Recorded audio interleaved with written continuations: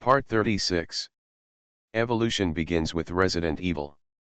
Author, Wei Tongmiao. Chapter 359. The hidden Night Demon King immediately discovered that something was wrong, and he quickly tried to get those night demons to flee in another direction through his mind, and not come to his side. But those night demons were not that stupid. They were already suspicious of their king's sudden departure from the lair, and now he was telling them to flee to the other side. These strange actions made them wonder if their king had already noticed that the other party was approaching, and then sneaked away to avoid the battle. The evolution of civilization and individuals made the originally fierce and fearless night demons also fear death.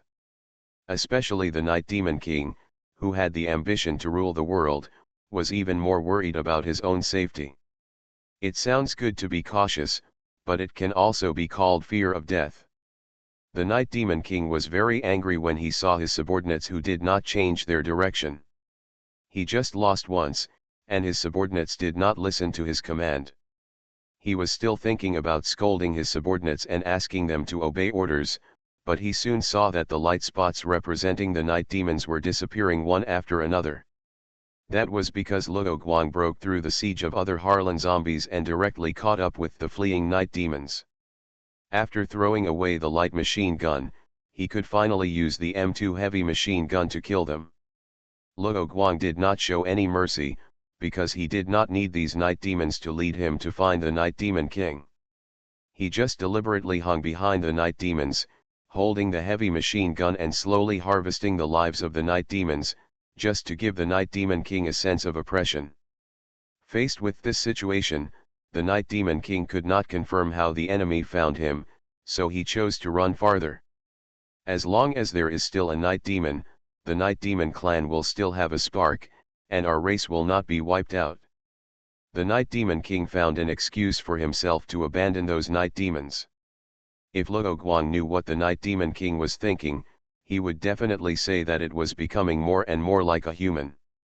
But when the Night Demon King found that there were only two light spots, himself and the enemy, in its perception range, and it could not distance itself, it chose to stop, and after a little ideological struggle, it made the final decision. Luo Guang looked at the Night Devil, who stopped after moving a few steps. He was a little surprised that the other party did not run away. However, he did not have time to find out what the other party was thinking. Although the Harlan zombies had lost their command, they had been alarmed by Luo Guang before and were now chasing him following the sound of his shooting. He walked to the vicinity of the Night Devil without stopping.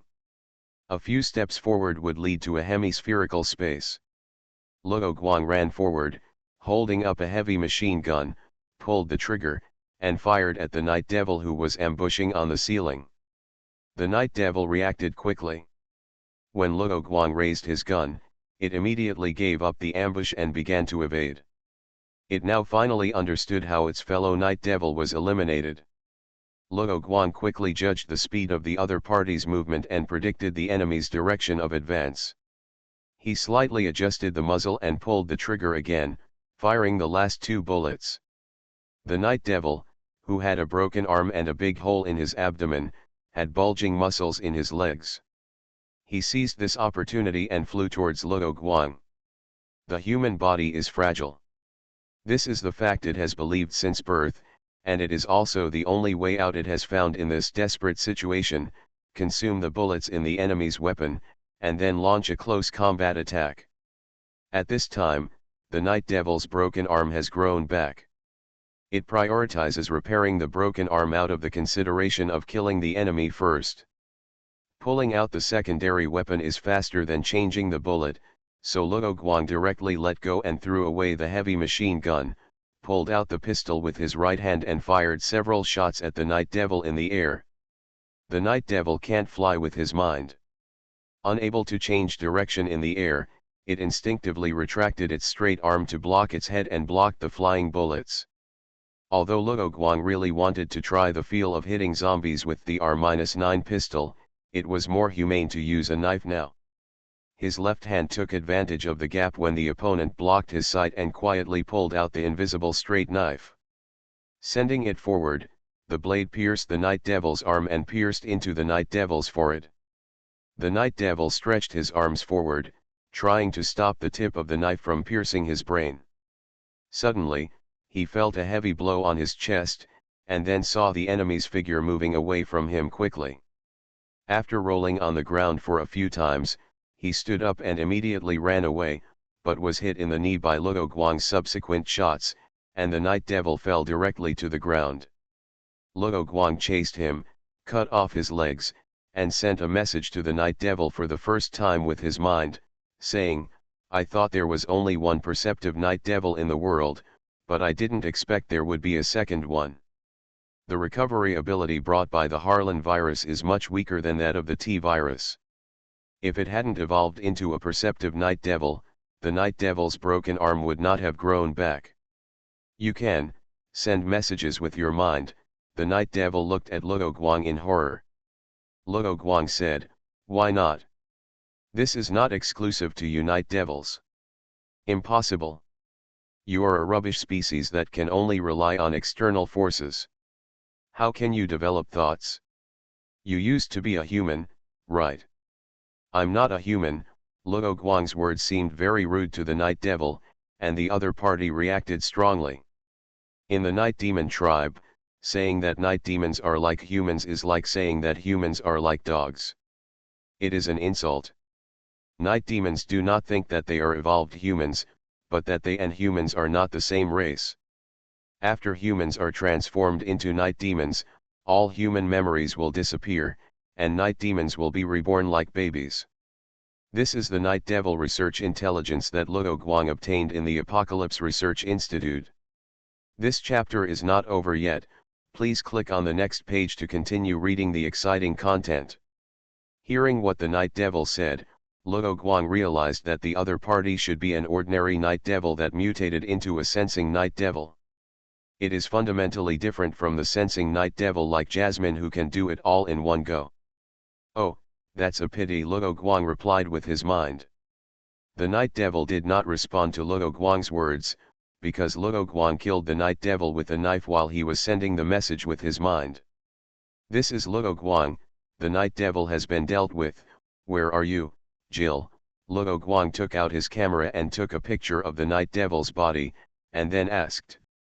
Jill was very noisy over there, and the sound of gunfire continued, and replied, "Received, we are still dealing with the zombies blocking the road." "I know, you wait for me to come and meet you, and when I say stop, you stop shooting." Received. Jill did not ask the reason. The appearance of the Night Demon is similar to humans, so in order to let people know that he really solved the Night Demon King, he decided to put on a good show. Since those Night Demons can control ordinary Harlan zombies, he should be able to do it himself. Luo Guang, who used to be the boss of the Blood Plague zombies, is very experienced. The first thing he did was to imitate the pheromones on the Night Demon King to see if he could pretend to be a night demon. Because those Harlan zombies could not receive telepathic messages, Luo Guang gave orders by imitating the roar of the Night Demon. The final result was that after Jill and the others received Luo Guang's order to stop shooting, those Harlan zombies did not continue to attack, but stood there stupidly. "What's going on?" someone said in the team channel, but no one answered him. Although Luo Guang could answer this question, he did not spoil it in advance in order to maintain the shock of his appearance later. However, he did not keep Jill and the others waiting for long. Under the shocked expressions of Jill and others, the zombies slowly separated from the middle to the sides, and a figure appeared under their flashlights. Luo Guang, Jill instantly determined the identity of the other party. "Jill, I'm back," Luo Guang replied with a smile. Although Jill didn't look very surprised, the others looked shocked. "Is that the Night Devil in your hand?"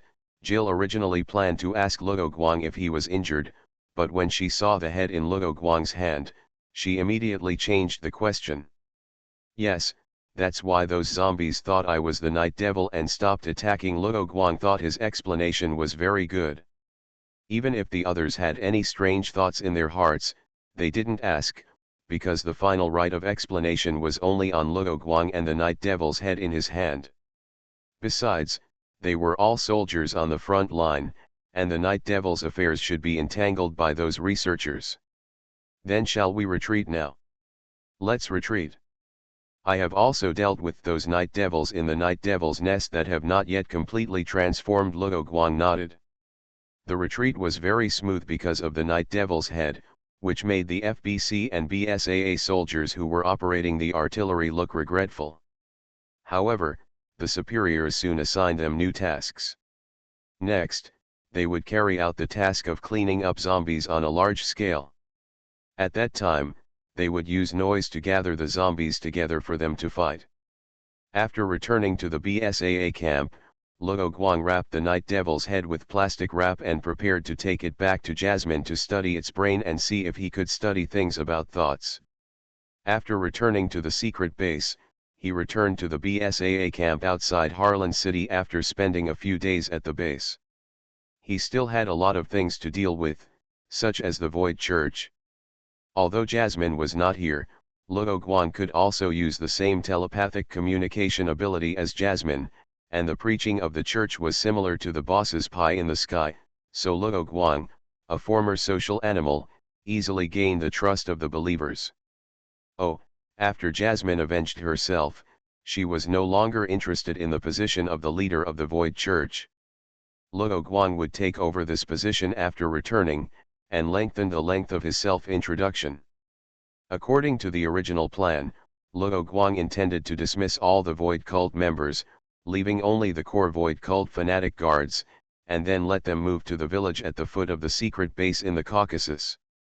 The village was actually a transit station for Umbrella Corporation to transport materials to the secret base.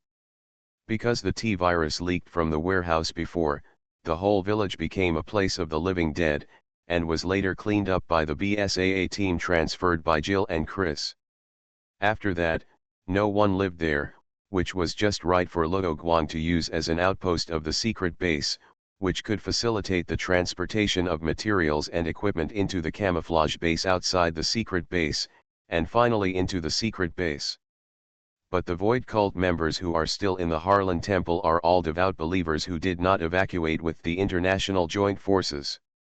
And they are disappointed with the Harlan City Z government and don't want to stay in this ghost place anymore, so Luo Guang simply took these people away. With the help of the BSAA helicopter, all the members of the Void Cult were taken away from Harlan City, and Luo Guang took advantage of their evacuation to clean out all the night demons in the Harlan Temple, and at the same time confirmed that there was nothing related to the Harlan virus and Jasmine in the temple. The Harlan virus in the bodies of those Void Cult members was easily solved by Luo Guang. After that, they will leave the BSAA camp through the channels of Terra Sephir, and then leave Turkey smoothly through the channels of the Donald family. This chapter is not over yet, please click on the next page to continue reading. He also contacted Jasmine, and she will personally welcome the Void Cult believers and arrange for them to settle in the village. Luo Guang did not hide the matter of the Void Cult believers from Jill and Samus. They knew that the Void Cult believers had inhaled the Harlan virus, so after seeing the physical reports of those Void Cult believers, they raised their own questions. And Luo Guang's answer to them was that this was a first-stage antidote for the Harlan virus, which could clear a small amount of Harlan virus in the body. This was a trial product made by the two doctors led by Jasmine in the secret base. The output was not high, but Luo Guang used the method of atomization treatment to solve the Harlan virus in all the Void Cult believers. The antidote for the Harlan virus is green. According to Jasmine's introduction, this potion uses the green herbs discovered by Umbrella Corporation. In the secret base, there are plants transplanted from the Arklay Mountains by Umbrella. What? After hearing what Luo Ge said, Jill and Assam couldn't sit still, stood up, and stared at Luo Guang. Jill continued to ask, "You left for a few days before, just for this?" Luo Guang asked Jill for leave. He looked at the eyes of the two people, and didn't dare to joke that it was fake, and replied, "Of course, otherwise how could I run around? Do you have any antidote?" "How is the production?" Samus asked immediately.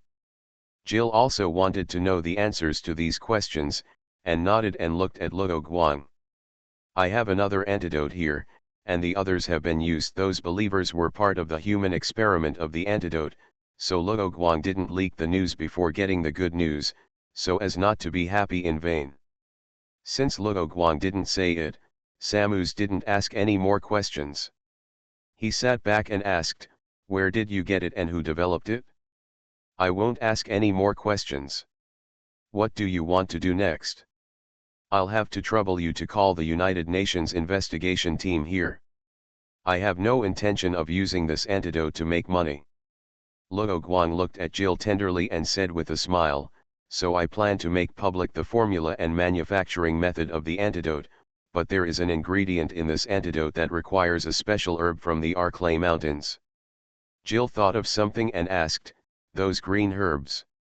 Luo Guang nodded and said, "Now I only know that there are such herbs in the Arklay Mountains, but if other countries don't want to be monopolized by the Lighthouse Nation, they need to find a way.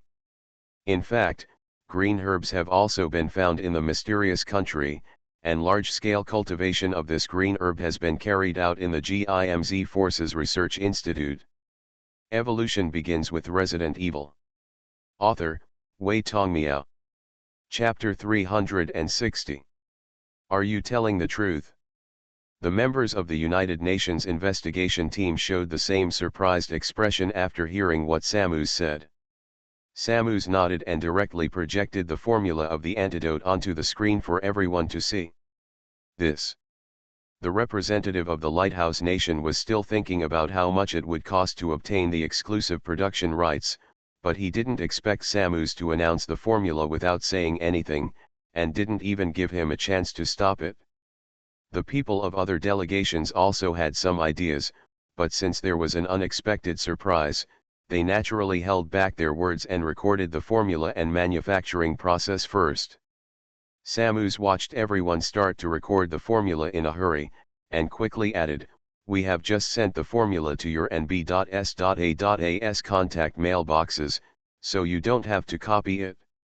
But everyone was a little excited, perhaps worried that the email would not be received or changed, so they still used their mobile phones or banknotes to write down the contents on the projection screen. After they wrote it down, Samus said helplessly, "With this antidote, it will be much easier for us to solve the problems in Harlan City. Let's talk about the cleanup plan for Harlan City." "Wait a minute, where did this antidote come from?" As Luo Guang expected, someone asked this question. As for the green herb, no one asked this question because the information about this herb had been marked on the formula. The representatives all wanted to know the answer to this question, and they all looked at Samus sitting in the main seat. Diego from FBC also asked, "As far as I know, the BSAA Research Institute was established not long ago, and it has made achievements so quickly. The research institute he organized has more funds and power than the BSAA, but it has only one virus inhibitor so far." This made him wonder if there was something wrong here. Could it be that the BSAA had other gains in Harlan City that he didn't say? Of course, BSAA didn't have to say everything, but who said good people should be pointed at with guns? Diego was fanning the flames, trying to coordinate with others to put pressure on BSAA to give the answer. Although those representatives knew they were being used by others, they didn't care. They also thought of the situation mentioned by Diego, and soon someone thought of the Unknown Force Research Institute under the Harlan Temple. The information about this research institute was provided by BSAA, so they began to suspect that BSAA had actually sent people into the research institute a long time ago. But then they thought of the people from the two forces of BSAA and GIMZ who had been carrying out antibiochemical missions. At that time, after the information about the research institute came out, they also sent people to investigate, and the other party did not go to the old city before the formation of the joint team.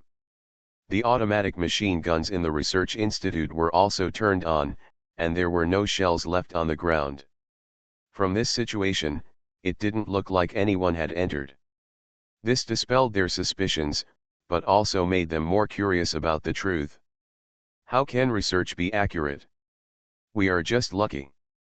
We include not only BSAA and GIMZ, but also Luo Guang. Just as Samus finished speaking, Jill followed up, and you are all investors in BSAA, so you will naturally be able to find out whether our BSAA has concealed any information. They did not lie, but just played word games. Only people from a certain organization in the mysterious country knew that GIMZ had a research institute, so all the representatives present were unaware of it. Because building a research institute requires a lot of money, even if you don't count the maintenance and additional funds in the future. This is not something a small mercenary organization can do, so the representatives of the investigation team naturally didn't think in that direction. As for Jill and Samus, Luo Guang planned to tell them the truth after the Harlan incident was over. Ignorance is not a crime. If the matter is investigated later, it will be Luo Guang's business and has nothing to do with those two people. Diego set his sights on Luo Guang, who was sitting next to Samus. According to the reports of the survivors of the FBC, Luo Guang alone could suppress those zombies. In addition, the opponent's trump card had just arrived in Harlan City recently, combined with the zombies and Research Institute information from the BSAA. Diego had a bold idea. Could this antidote be the product of that mysterious Research Institute? Could it be that Luo Guang brought it out of the Research Institute? Although he had this assumption in his heart, he did not say it because he had no evidence. After hearing what Jill said, the people of the United Nations delegation immediately contacted the BSAA contact specialist and asked them to find the BSAA to confirm the information about the antidote. After that, everyone temporarily skipped this topic. Under the guidance of Samus, the BSAA, the FBC, and the United Nations peacekeeping forces formulated a specific plan on how to resolve the Harlan incident. In simple terms, it is to carry forward the experience of BSAA in civilian areas, and use various means to gather the zombies in open areas and then eliminate them in one fell swoop. In addition, now that heavy weapons can be used, the efficiency of solving the problem is much faster than before. That's the specific plan. Let's prepare ourselves, Samus said, and then turned and left, ignoring the people who were still thinking about asking. This chapter is not over yet, please click on the next page to continue reading the exciting content. Luo Guang and Jill followed, and they still had to talk about it next. Those people looked at the people leaving, but did not stop them. They would ask again after the results of the inquiry came out. Luo Guang, Jill, and Samus came to Samus's room together. This antidote comes from the Research Institute of the GIMZ troops, Luo Guang said after checking that there was no monitoring equipment in the room. The Research Institute of the Caucasus secret base is naturally also a GIMZ research institute. Neither of them was particularly surprised by this. Jill said, "You should have told us in advance. That way we could help you cover up at the meeting just now." "Sorry. But if you knew about this in advance, wouldn't you be deceiving the sponsor?" Luo Guang said that he was not only considering himself, but also Jill. Jill thought it made sense, so she let Luo Guang go easily. Looking at Samus, Luo Guang seemed to think that Samus would have questions that he needed to answer. Samus saw the meaning in his eyes and shook his head and said, "Although I am curious about the Research Institute, you probably won't say much." "Sorry, the fewer people know about this kind of thing, the better," Luo Guang said sincerely. "It doesn't matter. At least from the fact that you said you want to make the antidote formula public, it is at least much better than the research institutes of other organizations." Samus agreed with this approach and forgave the boss for hiding the research institute. Although doing so will make GIMZ earn a lot less, it is a great thing for all mankind to fight against biochemical crises. And she can also understand that the boss and Luo Guang chose to hide their own research institute because they are afraid of thieves thinking about it. G.I.M.Z's military background is not as strong as other official organizations. It will be troublesome if the research institute is attacked by others, so the fewer people who know about the GIMZ Research Institute, the better. Luo Guang thought so too, so in the mysterious country, only Lieutenant General Li and his organization, the partner, knew about the existence of the institute. He said, but those people will definitely not let us go easily. After they confirm the situation with BSAA and find that they can't get the answer they want, they will definitely start to annoy us again. So what?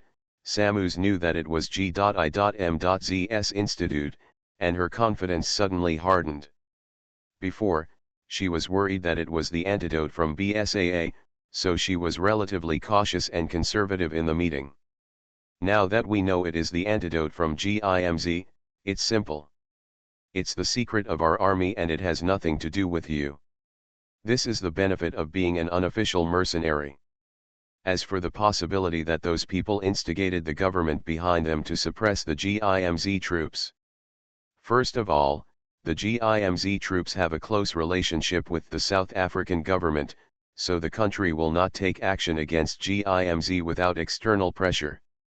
As for the business of other countries, to be honest, after the emergence of BSAA and FBC, general anti-biochemical tasks were directly handed over to these two organizations, so it did not have much impact on GIMZ. Moreover, the world is not decided by the lighthouse nation. For the benefit of the country, the GIMZ troops are still employed and are not worried about unemployment. As for the lighthouse nation, don't forget that Luo Guang had dinner with the president of the lighthouse nation recently, and he himself is a member of the family organization. Luo Guang, who controls the Donald family, can also influence the decision-making of the lighthouse nation. Finally, if the other party really wants to overturn the table, Luo Guang can also be unethical and see who is more heartbroken. Back to the current matter. Luo Guang asked Jill to contact O'Brien and tell him what happened tonight, and let O'Brien deal with it casually. However, as for the matter of the institute, just tell O'Brien that Luo Guang got it. O'Brien's somewhat helpless voice came from the speaker of Jill's phone, just deal with it casually. What you said is that they are all big sponsors of BSAA. Then we can't do anything. After all, this antidote was not made by us. Then let the person who made it take responsibility. Why do you have to take it on yourself? Jill replied, I didn't take it on myself. They just misunderstood. Sometimes people are unreasonable. RB.S.A. has provided us with enough political capital in this Harlan incident. O'Brien, we can't keep giving in to those thieves. We are not their tools to seek benefits. Solving the biochemical crisis is the purpose of our organization, Jill replied. Not mixing politics is not a simple matter of a sentence. Although O'Brien said so, Luo Guang heard from the other party's tone that he should be convinced. Because if BSAA is always controlled by those sponsors, it is very likely that it will achieve nothing in the end. So I have to trouble you, O'Brien, Jill said. Okay, I get it. I'll think about how to deal with it. O'Brien sighed and felt that he had lost a few more hairs. After that, the other party hung up the phone. Time passed quickly.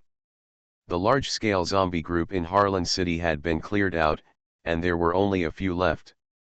Jill didn't need to follow. This chapter is not finished yet, please click on the next page to continue reading the exciting content. She was going to leave Harlan City, and after handing over the matter, she went on vacation with Luo Guang. The BSAA soldiers who came to Harlan City with Jill at the beginning have left the category of recruits and become veterans. Next, they will lead the team in Harlan City to train. As for the Harlan antidote, it can only be left unresolved in the end. Because after receiving the reply, the representatives knew that the antidote was not produced by the BSAA Research Institute. I and others were fooled by Samus's word game. Although Luo Guang, who brought the antidote, was nominally an intelligence agent of GIMZ, the two parties did not sign a labor contract.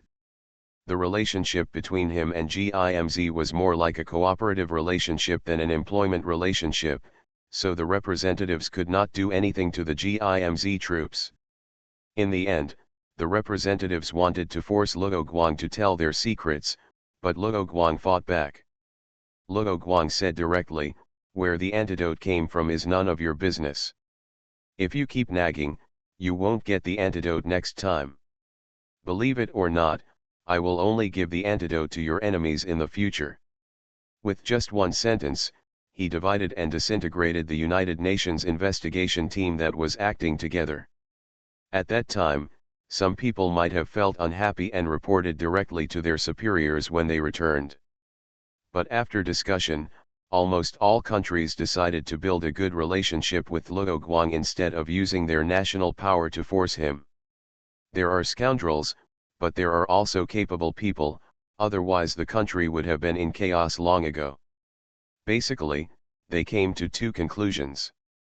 First, Luo Guang must have other identities behind him, otherwise he would not dare to say so, and the forces that can develop the antidote for the Harlan virus so quickly are not easy to mess with. But the problem is that they cannot confirm which force it is, which makes them dare not act rashly.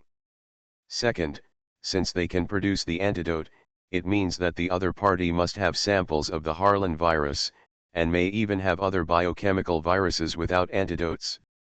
They always think the worst of people and think that if the other party releases biochemical viruses, their country will only lose more than it gains, and even have to bow their heads and beg the other party for an antidote. It is better to adopt a conciliatory policy. Anyway, judging from the other party's behavior of announcing the antidote instead of monopolizing production, it is generally sensible. At least this is a good thing for all countries. Forcing him will only push the other party to the imaginary enemy. So the antidote issue was left unresolved, but the intelligence departments of various countries all established a separate file for Luo Guang. Luo Guang was also mentally prepared for this. After so many years of recuperation and preparation, he will not be manipulated by others as he was when he just left Raccoon City. The last problem he had to deal with was the inquiry from Organization X. This was also within Luo Guang's calculation, so his answer to Organization X was very simple: the Apocalypse Organization.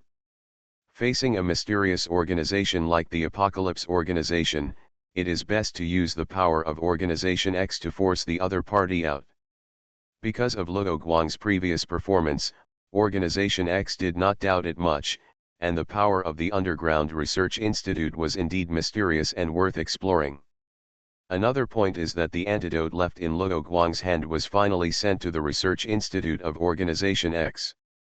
After finishing all his own affairs, Luo Guang stretched his body, and then waited for Jill to finish the things at hand, and then went on a trip together. You are listening to Novels at Bless Up channel. Wish you happiness and luck. Please subscribe to receive new novels. How do you feel about this novel? Please like and leave a comment. Evolution begins with Resident Evil. Author, Wei Tongmiao. Chapter 361. In August 2001, Jill said goodbye to O'Brien and started her vacation trip with Luo Guang. They will stay in various European countries for a while and visit most of them first.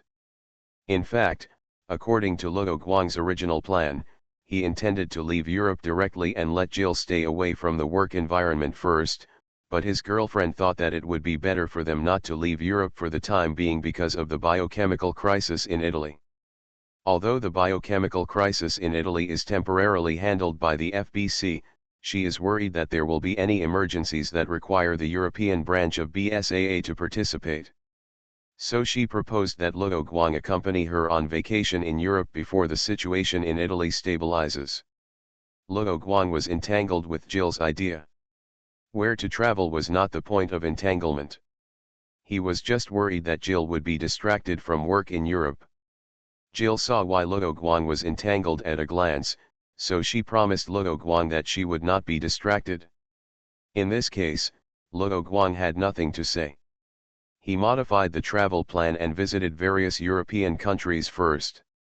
To be safe, he also gave Jill's female colleagues a lot of skincare products, asking them to work harder and not let work interfere with their travel. After leaving Harlan, Luo Guang and Jill returned to the city where B.S.A.'s headquarters and European branch are located, so their first stop of the trip started from the UK. The scenery and cultural landscape of this country are quite good. In addition to the British Museum, Luo Guang also took Jill to other places to play and see. However, during their half-month trip, they did not try authentic British food. Luo Guang would not try dishes like looking up at the stars just because of curiosity. So when they traveled in the UK, they basically chose restaurants in other countries to solve the problem of eating. About a week later, they left the UK and went to the next stop, France. On the day when the two left the UK, the British government approached the diplomats of the mysterious country in the UK and said that they would unconditionally return the cultural relics looted that year. Luo Guang and Jill first went to the Champagne region in northeastern France. It is said that there is a local law that only champagne produced in this place can be called champagne, and other similar wines must be called sparkling wine. Although the two are not alcoholics and are not easily drunk due to physical reasons, sometimes they still need some alcohol to promote the atmosphere. Besides, there are large vineyards here, and they also have their own unique scenery. Sitting on the double chair on the balcony, they tasted champagne while watching the sunset. Under the soft light of the sunset, Jill, with a little blush on her face, was as tempting as fresh grapes.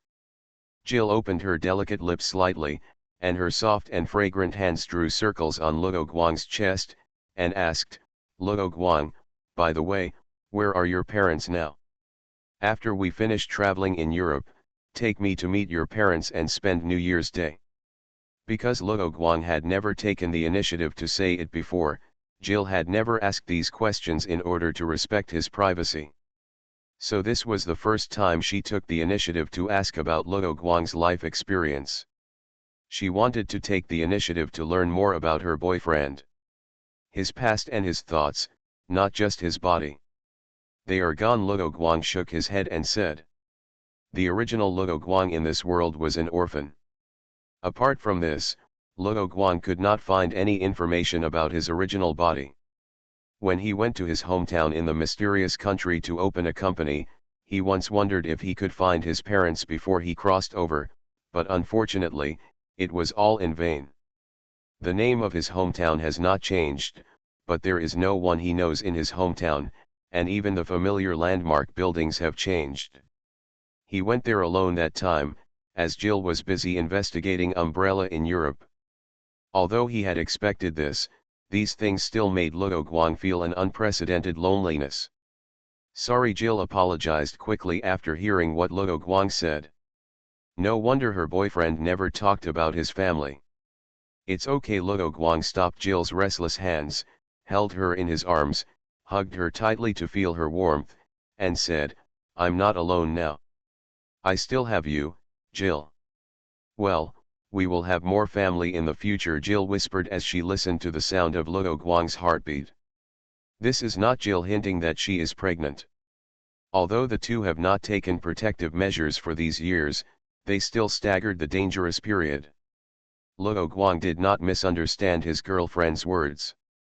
If Jill was really pregnant, the battle the day before yesterday would definitely not be so intense. In the afterglow of the sunset, under a golden glow, he held Jill's face and kissed her gently. They stayed in the Champagne region for 17 days and tasted all the champagnes from 17 villages rated as Grand Cru vineyards. The two could visit all 17 villages in a few days, but Luo Guang didn't want to rush. It was a good choice to enjoy a slow-paced rural life and experience the differences in champagne in each place.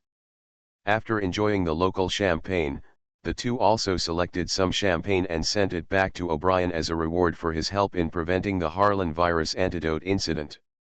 Of course, the people who were busy in the European branch were not forgotten by Jill. He also sent 2 boxes of champagne back and asked them to put them in the refrigerator in the public lounge area and take them by themselves. Although the champagnes here are all high-end brands, money is just a number to Luo Guang now. Anyway, there is still a lot left after supporting the anti-biological cause, so money will not be a problem for the two of them on this trip. After leaving the Champagne area, the two came to Paris. Their first destination was not the Eiffel Tower or the Arc de Triomphe, but the former site of the Paris branch of Umbrella Corporation. The big pit that appeared when the Underground Research Institute of the Paris branch exploded has been filled, but nothing has been built on it. The local government has turned this place into a new tourist attraction in Paris, a memorial park. The names of those who died because of the self-explosion at that time are all on the monument in the middle of the park, which is the center of the explosion. Luo Guang and Jill presented flowers and looked at the names on it. On the grass around the park, many people were camping, and the whole family was talking and laughing. "This is the meaning of our anti-biological now," Jill said, looking at the names on the monument. Luo Guang nodded. He understood why he had to fight against biochemicals since the Benoi Island incident. If the world was messed up by those people using biochemical crises, they would be affected sooner or later, so he would not escape. In this world, no one can be immune. He doesn't want to encounter biochemical crises every time he travels. Although it seems that he didn't take the initiative to find various viruses to merge, it's because there is a very important worldview background in this world that is very similar to the world of the biochemical crisis game. That is, no matter how frequent the biochemical crises in the game are, and how powerful those biochemical weapons are, the world has not become the end of the world. So Luo Guang thinks that compared to becoming stronger by himself, building his own anti-biochemical forces is the best way to deal with and solve the biochemical crisis, rather than learning to do everything by himself like Wesker, which is not in line with the idea of a former office worker. But most people haven't really treated the biochemical crisis as an emergency. Luo Guang was not talking about the people who were playing around, but the representatives of the United Nations investigation team in the Harlan incident. They only regarded the Harlan incident as a test of the BSAA and FBC until the last moment.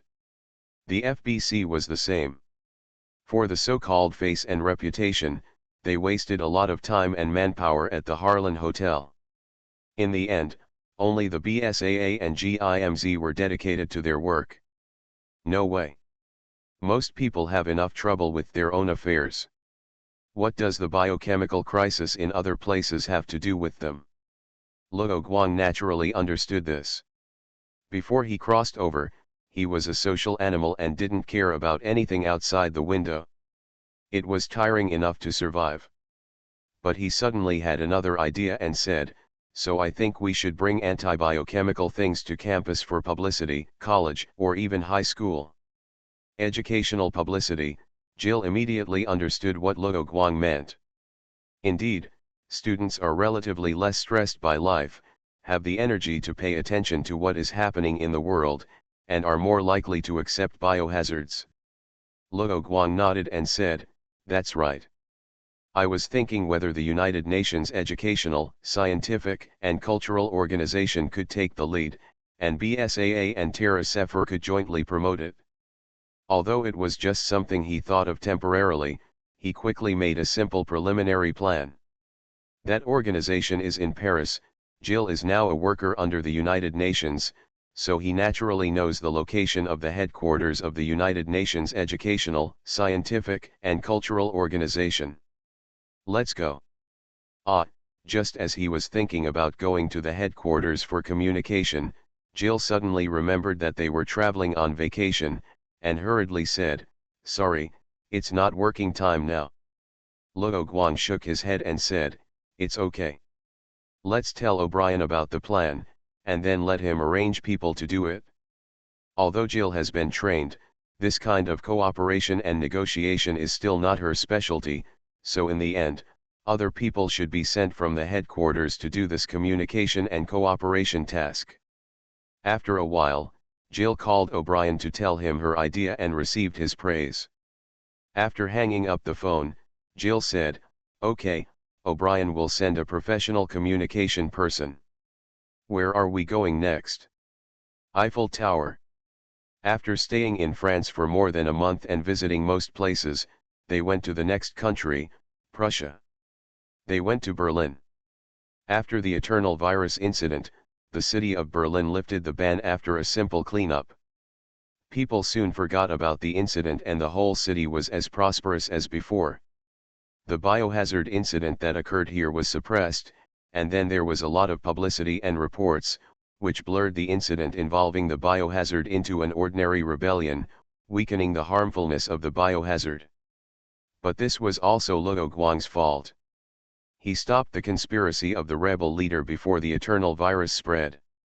The two walked on the road, and Luo Guang told Jill about the incident. Although the civilians are still the same, the upper echelons of Prussia have increased their attention to the biochemical crisis. Jill continued, at least in the funding of BSAA, Prussia is relatively active. After so many days, Luo Guang and Jill are no longer shy about talking about the biochemical crisis and work. As long as they don't go to work, it doesn't matter if they talk about it. Anyway, they will probably be tied to the biochemical crisis in their lives, and this is also a common topic for the two. This chapter is not over, please click on the next page to continue reading.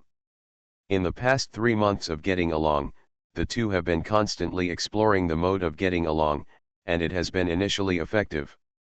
Just talk about whatever you want, there is no need to be taboo about certain topics.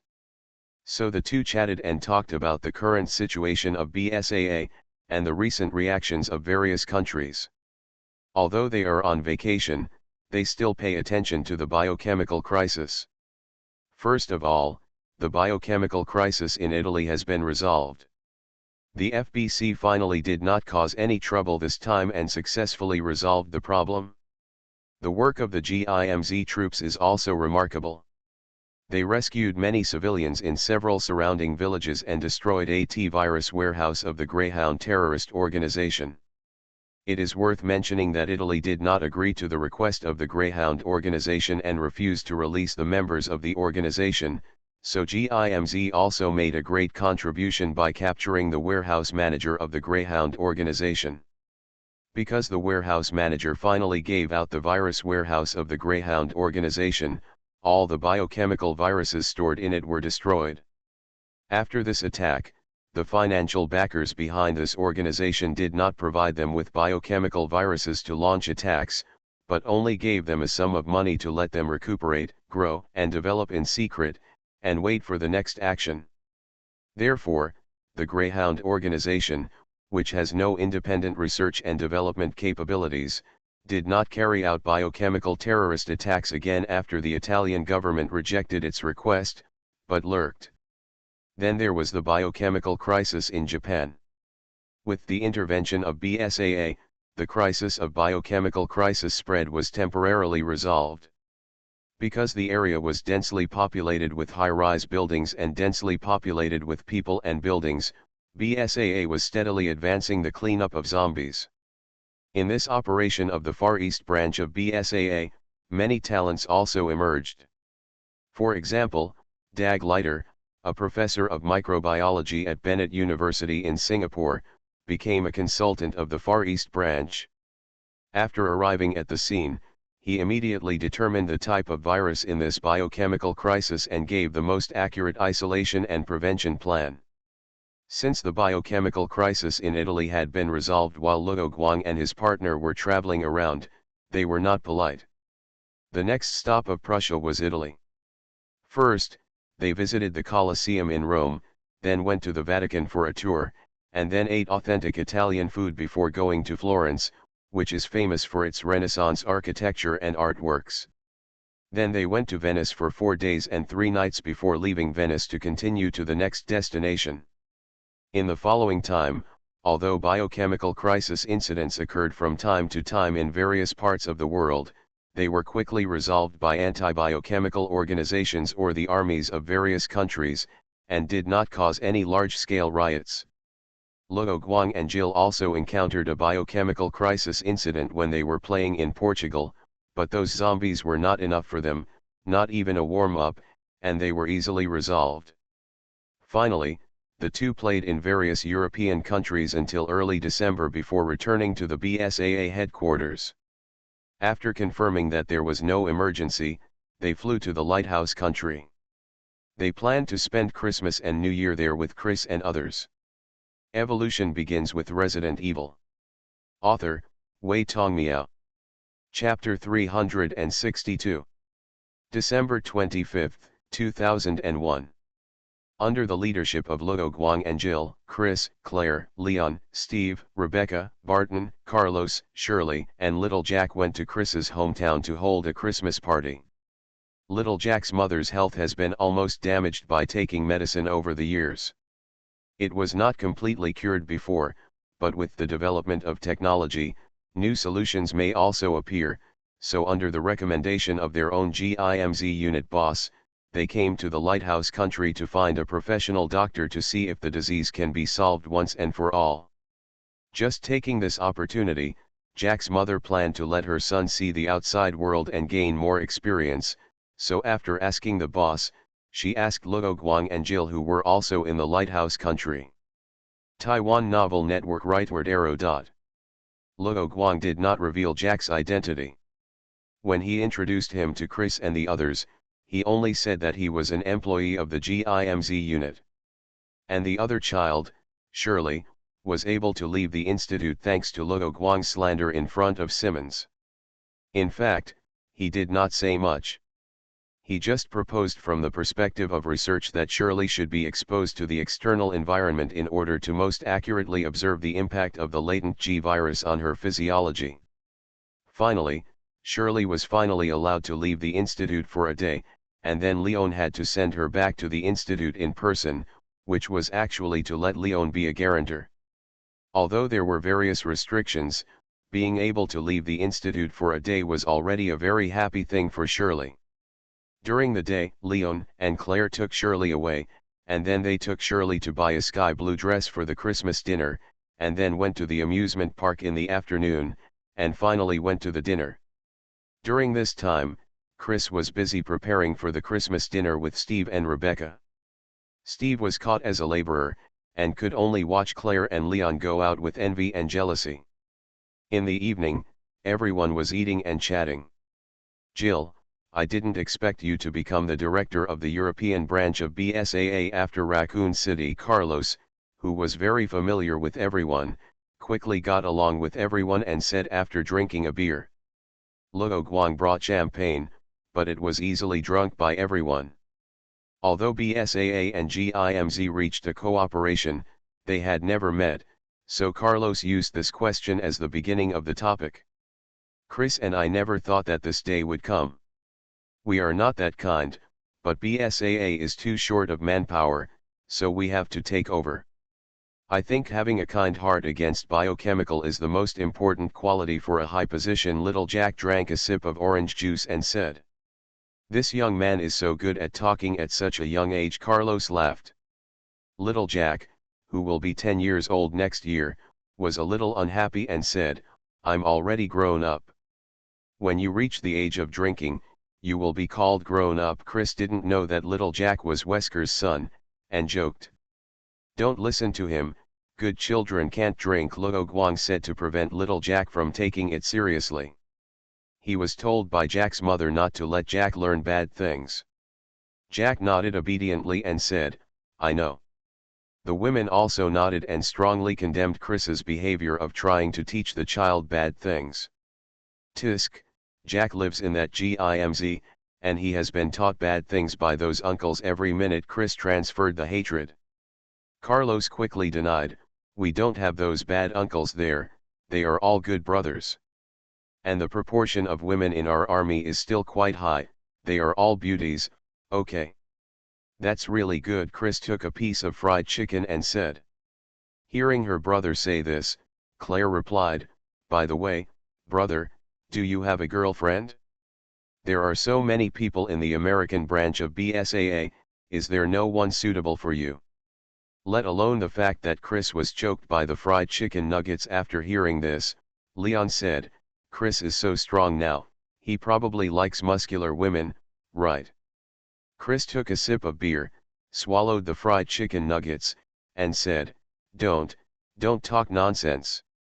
Steve added a mouthful to make Chris find a girlfriend quickly and not disturb him from finding a girlfriend, saying, "In fact, There are several female colleagues in the department who like Chris, but he rejected them all. My brother is so handsome, it's normal for someone to pursue him, but why did you refuse? Claire gossiped. Rebecca also smiled and agreed with Claire. I don't have the mind to fall in love now, Chris said righteously. Steve added, if you keep going like this, the department will start to spread rumors that you are a pervert. It's not just because Chris rejected all the women who admired him, but also because Chris often went to the gym with other male comrades to lift weights. So Steve was not exaggerating. Compared with Chris, he was also very popular with women. Everyone treated him as a younger brother, so Steve had a good relationship with others and was very familiar with the internal trends of the department and everyone's thoughts. I'm not. This made Chris a little anxious. Leon patted Chris on the shoulder, looking like a love expert, and said with a smile, do you want me to introduce you to a few girls? Chris saw through Leon's little thoughts and said, you are showing off your luck in love, right? This chapter is not over yet, please click on the next page to continue reading. Speaking of luck in love, I also know a lot of women. Carlos felt that he might have a common topic with Leon. Luo Guang interrupted, Carlos, but don't you often get humiliated by women? He felt that Carlos's was not called luck in love, but a disaster of love. Although Carlos met a lot of women, they didn't develop into a relationship in the end. How can the failure of picking up be called humiliation? They just saw my frivolity and didn't have time to understand my inner gentleness and passion, so they rejected it. Jill exposed, in fact, others think that you approached with bad intentions. Leon gave Carlos a thumbs up and smiled as a winner. Damn it, Carlos was unwilling to accept it and opened another can of beer. Claire said to Leon, Leon, introduce some girls to my brother when you have time. Okay, Leon thought this was an interesting thing. Shirley also found it interesting to listen to what everyone said, and felt that Claire and Leon were closer. Jack saw that Shirley didn't say much, so he took the initiative to talk to her. Sister Shirley, your skirt is so beautiful today. This was learned from Wu Song, Luo Guang, the boss of the GIMZ army. At that time, his mother bought a new dress. After the boss praised her, his mother was happy all day. Thank you, this is what Claire picked for me, Shirley replied with a smile. Then brother Leon must pay the bill. Yes, Jack is really smart. Shirley had a good first impression of little Jack and smiled. Hee, this is what my teacher taught me. The teacher here is not the teacher of Jack's school, but the GIMZ mercenaries. Barton was surprised and said, your school actually teaches you to coax girls. We teach you, Carlos said proudly. He saw Luo Guang's murderous eyes looking at him, and changed his words, we teach intelligence analysis, so that he can learn to analyze based on the intelligence collected. Shirley clasped her hands together and smiled, great, little Jack, do you usually learn these? Little Jack saw that Shirley was interested, and said excitedly, I usually study in a private school, but those are basically boring cultural courses, which should be similar to your school. I like the military training courses at the GIMZ training ground on weekends the most. Although it is very hard, it is better than sitting in the classroom to study. He talked about his own things without knowing Shirley's situation, and showed Shirley his trained biceps. Claire was worried that Shirley would feel miserable about her current life after hearing these things, and was about to stop her but was stopped by Leon. Under Steve's gaze, Leon whispered in Claire's ear, it's rare to have a child to chat with her, and Shirley looks very happy. Carlos saw Steve's look, put his arm around his shoulders, and whispered, do you like Claire? You, Steve suddenly lowered his voice and asked, how do you know? Everyone can see this, but you can't chase girls like this. Carlos gave Steve advice, what you need to do now is to improve yourself, not to be jealous here. I know, so I left Terra Sephir and went to work at BSAA, hoping to be able to stand on my own one day. Steve was a little depressed and said, but in this case, I will have fewer opportunities to meet and communicate with Claire. Carlos asked curiously, don't BSAA and Terra Sephir have cooperation? But don't we often have combat missions? What about the recent educational publicity activities of BSAA and Terra Sephir? Carlos said, you can apply to go with Claire. This. Steve looked at Chris. Chris felt the other party's gaze, and after hearing Carlos' explanation, he said, Steve's combat ability is already very good now, but his temper is still a little impatient, otherwise I would have let you lead the team alone. I have changed a lot. Chris did not deny the other party's efforts, and said, I know, but it's not enough. However, I can give you a chance for education and publicity. Carlos understood the situation as soon as he saw it, and teased, this is a test given to you by your brother-in-law to make you a better person, so that you can be worthy of his sister. Huh, Steve was surprised. Chris drank some wine, although he was not drunk, but he talked a lot more, and replied, I'm not an antique, and I can't stop Steve from liking my sister. After a pause, he continued, but at least you have to pass me first. Claire hurriedly said, brother. Don't interfere in my love affairs. I know, so I am the first level, and you are the second level, Chris replied with a smile. Luo Guang didn't mind asking, Claire, what do you think of Leon? Steve was also concerned about this question and looked at Claire. Leon was suddenly named and was stunned, but he didn't deny it first. First, this question was asked to Claire, and second, if he refused immediately, it would seem like he disliked the other person. Claire answered without hesitation, comrades. Yes, we are just comrades and friends, Leon echoed. Although Leon wanted to fight back against Luo Guang, it seemed that Ashley's matter was not suitable to be said now, so he planned to tease Luo Guang when he was alone in the future. Really, Claire, who had no idea of falling in love yet, said helplessly, originally, we talked about my brother finding a girlfriend, why did you turn to me? Rebecca replied, maybe it's because it's hard to imagine Chris falling in love? So it's not easy to talk about it? Jill understood what she meant, nodded, and added, it's a bit hard to imagine him falling in love. Chris also has the potential to be a workaholic. In addition to work, he works out to exercise his muscles. I can't help it. I'm so busy now. After opening a new bottle of beer, Chris said, and my job may be sacrificed at any time, things like falling in love and getting married are too far away for me. He didn't want the person he liked or the person who liked him to be sad. The originally warm atmosphere cooled down. Except for Jack, who was whispering with Shirley, everyone else suddenly fell silent. Jack stopped talking quickly and looked at everyone with a puzzled look. He was just busy chatting with Shirley and didn't hear what others were talking about. Claire said a little excitedly, don't talk nonsense. Brother, you will be fine. Yes, we will all be fine, Jill also nodded. Rebecca said, I will study hard and research those biochemical virus antidotes and vaccines. She has almost finished her virology studies, and then she plans to join the BSAA Research Institute to help Chris and others. Why are you worried about these things now? Luo Guang suddenly said, if you are fine, do you plan to live alone until the end of your life? Aren't Jill and I a couple? The more you worry about sacrifice, the easier it is to sacrifice on the battlefield. Death will not find you when you are fully prepared, Chris. Jill nodded, if you are really destined to be together, don't give up for this reason. That's right, Chris forced a smile and said, sorry, I'm a little drunk and a little pessimistic. Patton understood the other party's feelings.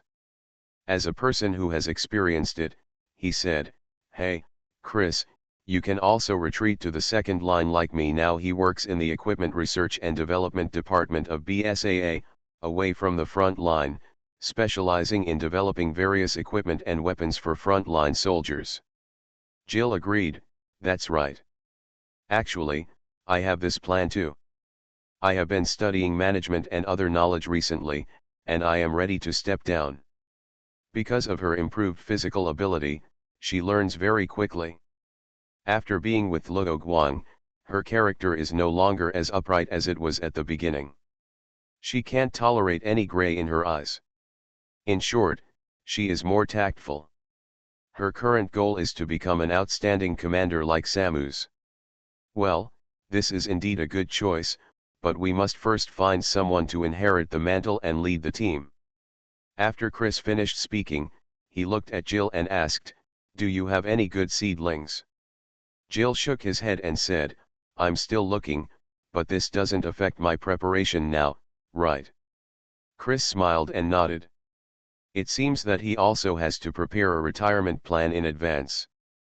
Okay, there are still many days to come. Luo Guang raised the beer in his hand and said, "Cheers to us." "Cheers to us." Everyone toasted and drank it all. Evolution begins with Resident Evil. Author, Wei Tongmiao. Chapter 363. It was late at night. Except for Shirley and Jack, who had to go to bed on time, the others helped to clean up the table and then gathered together to chat.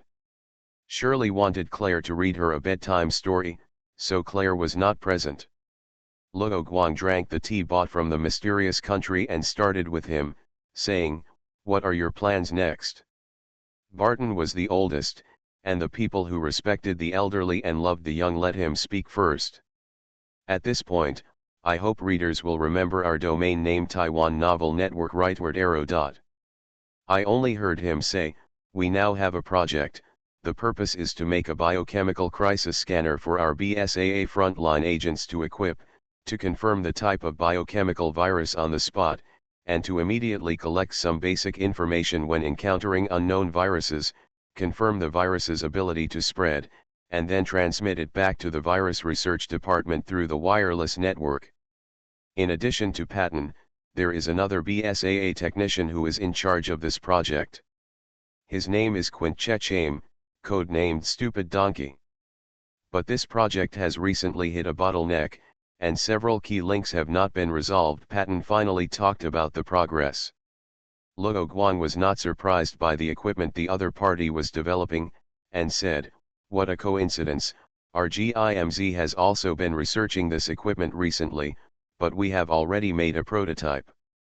In the game Resident Evil Revelations 1, BSAA agents are equipped with a scanner called Genesis. However, Luo Guang's idea of asking Red Emperor to develop this scanner was not inspired by the game, but he decided to research it after encountering the reborn monster in the Illuminati incident. He explained to everyone, it is a portable biological scanning gun, which can quickly scan the target structure for analysis and classification through radiation wave emission and feedback, and can also use the penetration of radiation waves to find biochemical monsters and items behind obstacles, while also taking into account functions such as virus sample analyzer. The idea of using radiation waves was also inspired by his operation of using electromagnetic waves to sense the weaknesses in the reborn monster. Radiation waves? Yes, this is indeed a good method, Barton said excitedly. How to scan the target is the bottleneck of their project now. UGIMZ actually have this research and development capability, Leon said, a little surprised. Not only that, GIMZ also developed a solution to the beast fungus in the Portland incident, Chris added. Barton looked at Luo Guang and said with some regret, "It seems that we lost in scientific research. If possible, can we work together to complete the scanner? You have to ask the boss of GIMZ, but I don't think he will refuse." Luo Guang thought for a while and continued, "Because we originally planned to find a factory for small-scale mass production. If we can expand the scale, the cost should be reduced a lot." Jill looked at Luo Guang's self-directed and self-acted appearance and pinched his thigh meat under the table. Next is Chris, that is, the next action of the American branch of BSAA. Although GIMZ has developed a solution to the beast fungus, Luo Guang later contacted the Lighthouse State Z government to make a connection and then cooperated with FBC. The beast fungus in Smoke Island and Portland had been trapped in the mountain before the earthquake. In the absence of sunlight, this virus has evolved the ability to use geothermal or magma as an energy source according to the characteristics of the environment. As a result, its heat resistance is a bit unreasonable, so it is a bit powerless to use high-temperature weapons to deal with the beast fungus. The reason why Luo Guang found FBC instead of BSAA is that the leading party of the Portland incident is FBC and the Lighthouse country. So to implement this beast fungus cleaning plan, you have to find these two families. Although Morgan does not do anything to expand his power, FBC is now an important force in antibiochemistry, so Luo Guang does not mind cooperating with FBC now. It can also take the opportunity to ease the relationship between GIMZ and FBC, indicating that they have no intention of participating in the competition for the throne of the first antibiochemical organization. With the special ladybugs on the GIMZ side, FBC can cleanly and quickly get rid of the beast fungus above Portland City and Smoky Island. Moreover, the FBC and the Lighthouse Nation would not be able to research anything useful from this ladybug, so Luo Guang was also worried about leaking G.I.M.Z's intelligence. After completing this project, the mysterious Country Research Institute of GIMZ began to study the high-temperature resistance characteristics of the beast fungus in turn, preparing to develop a new type of heat-resistant material. Apart from anything else, if this new type of heat-resistant material can be successfully developed, it will have a huge impact on F1 racing suits that need to be flame-proof and high-temperature resistant, and GIMZ will make a lot of money. This is only part of it. It will also be a significant breakthrough in materials science in the aerospace industry and military industry. This is the direction that various biochemical viruses should be studied, to benefit mankind, rather than to develop biochemical weapons. Therefore, Chris's next move is mainly to jointly promote antibiochemical crisis with Terra Sephir. The Lighthouse country itself has strong military strength, and this is the headquarters of the FBC, so the American branch of the BSAA is now relatively free compared to the European branch.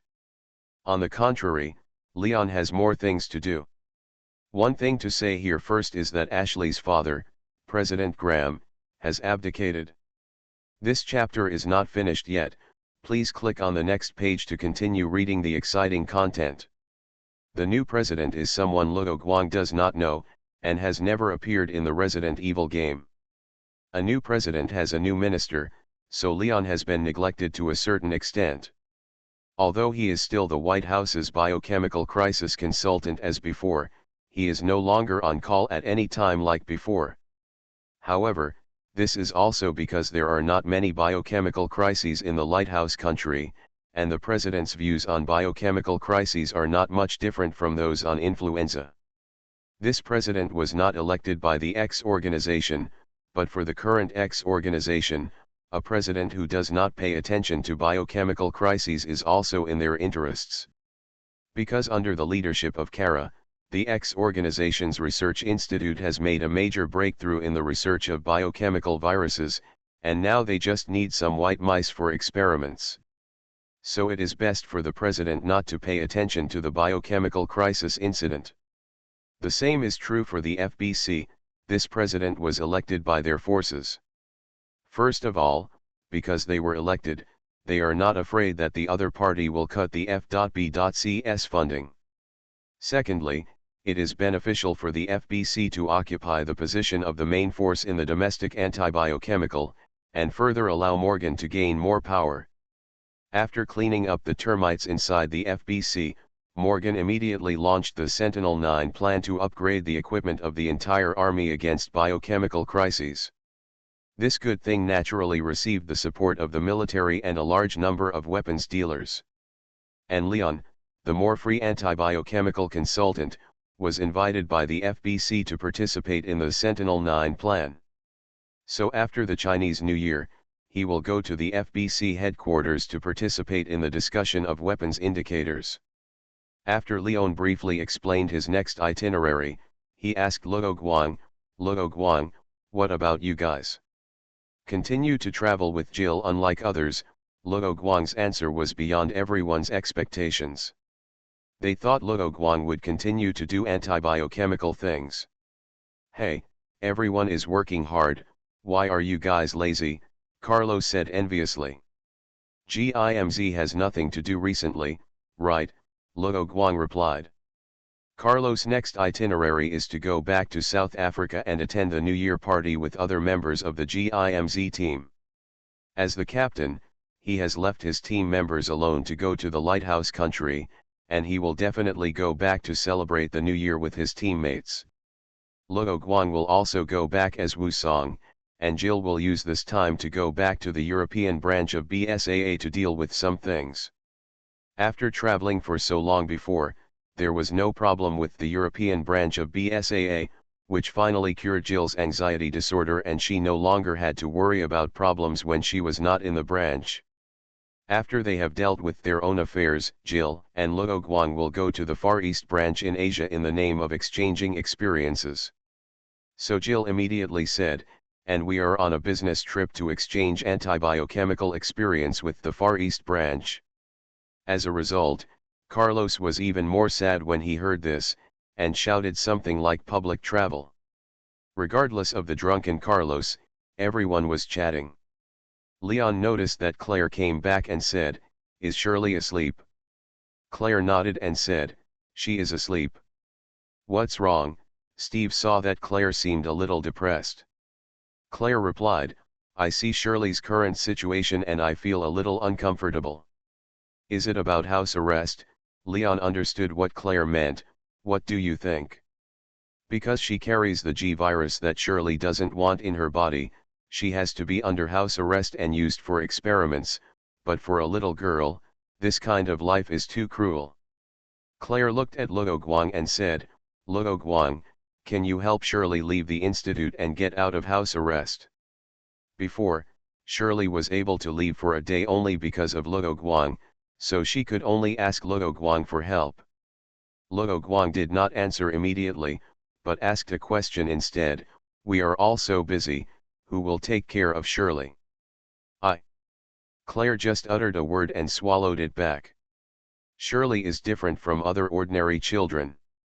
The G virus in her body is an objective problem, and ordinary people cannot adopt her. So Claire is not at ease with other people adopting her, but if she adopts her, she will have to put aside her career for the time being.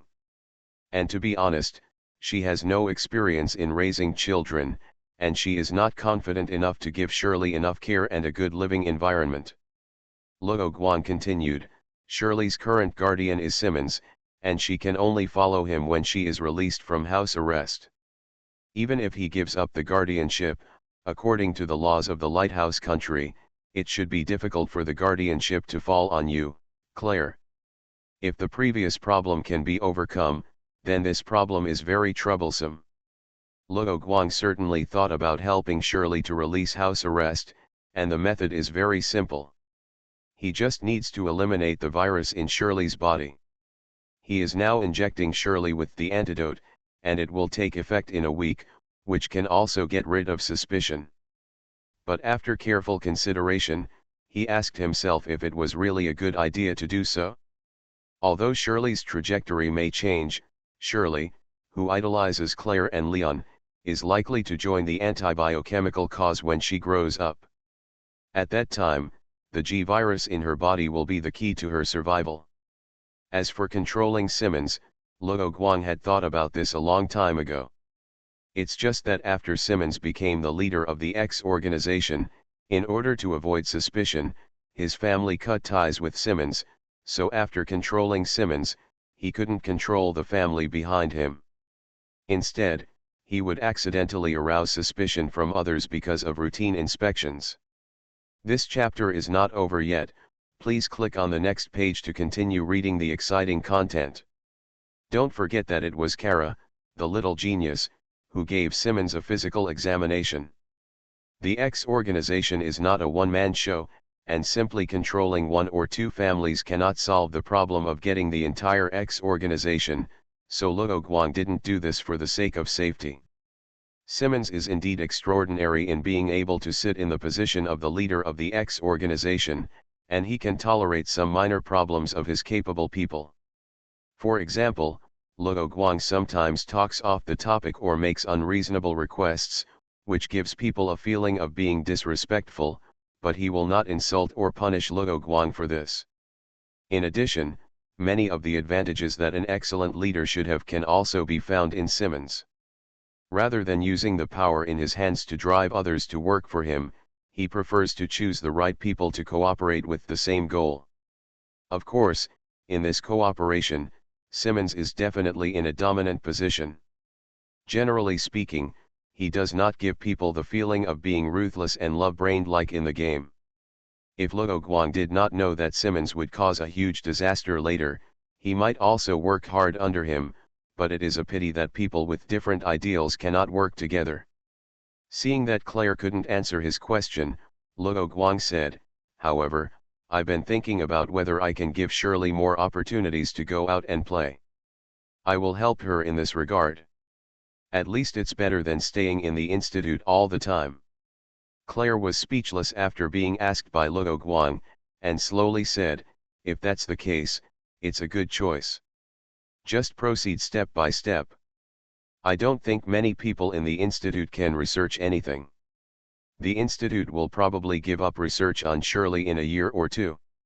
The researchers at the X Organization Institute are also strong in fields such as virology, but sometimes researching biochemical viruses requires a flash of luck." In Luo Guang's opinion, those researchers are a bit complacent. They feel that they are invincible with the support of the X Organization, but they have lost the motivation to make progress, and their thoughts are inevitably solidified. Claire and Leon nodded. If that's the case, then thank God.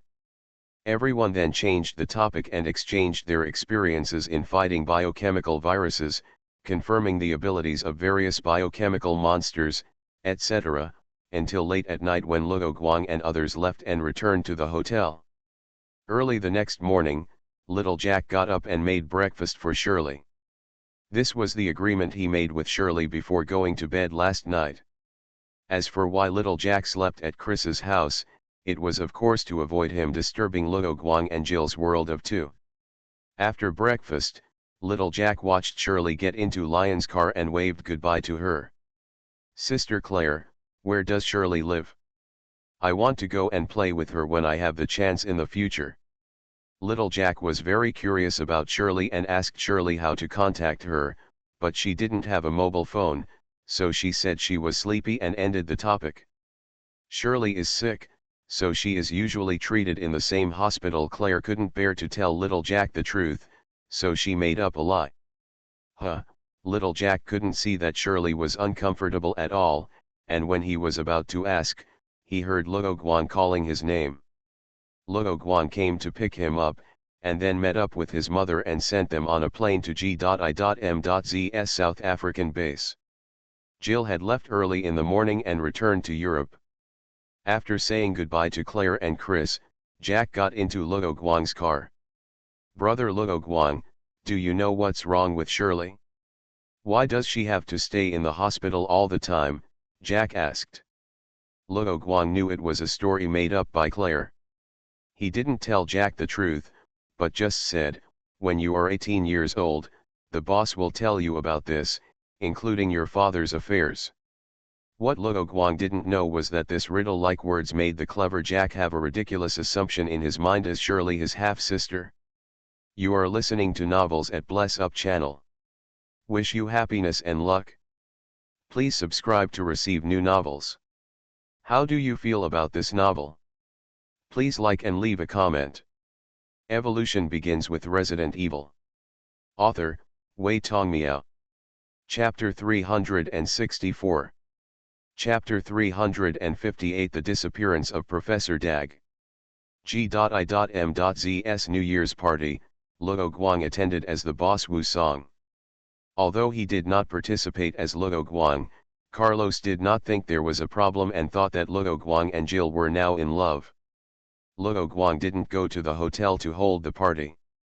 He directly set up a table at G.I.M.Z's training ground and prepared a variety of food and drinks in the form of a buffet.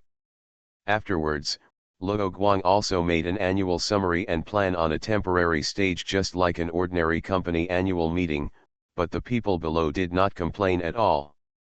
Because the summary made by the boss is not long, and after the summary, year-end bonuses will be distributed based on the tasks performed by everyone in the previous year. Naturally, Luo Guang would not disclose the specific amount at the annual meeting. This was personal privacy, so the envelope containing the year-end bonus contained only a piece of paper with the amount written on it, and the money would be transferred via bank transfer the next day into an account in their name. Although the bank is still on holiday tomorrow, as a big customer, GIMZ can still meet such a small request. As for G.I.M.Z's next plan, there is not much change from the previous year. It is better to take a month's paid leave first, and then continue to expand combat troops, deepen cooperation with BSAA, etc. After saying this, Luo Guang left the stage to those who wanted to perform talent shows and walked off the temporary stage. Under the cheers of the crowd, Hank, as the nominal combat force captain of GIMZ, took the lead on the stage and sang a British folk song to the crowd. As for Samus, she's next in line to perform.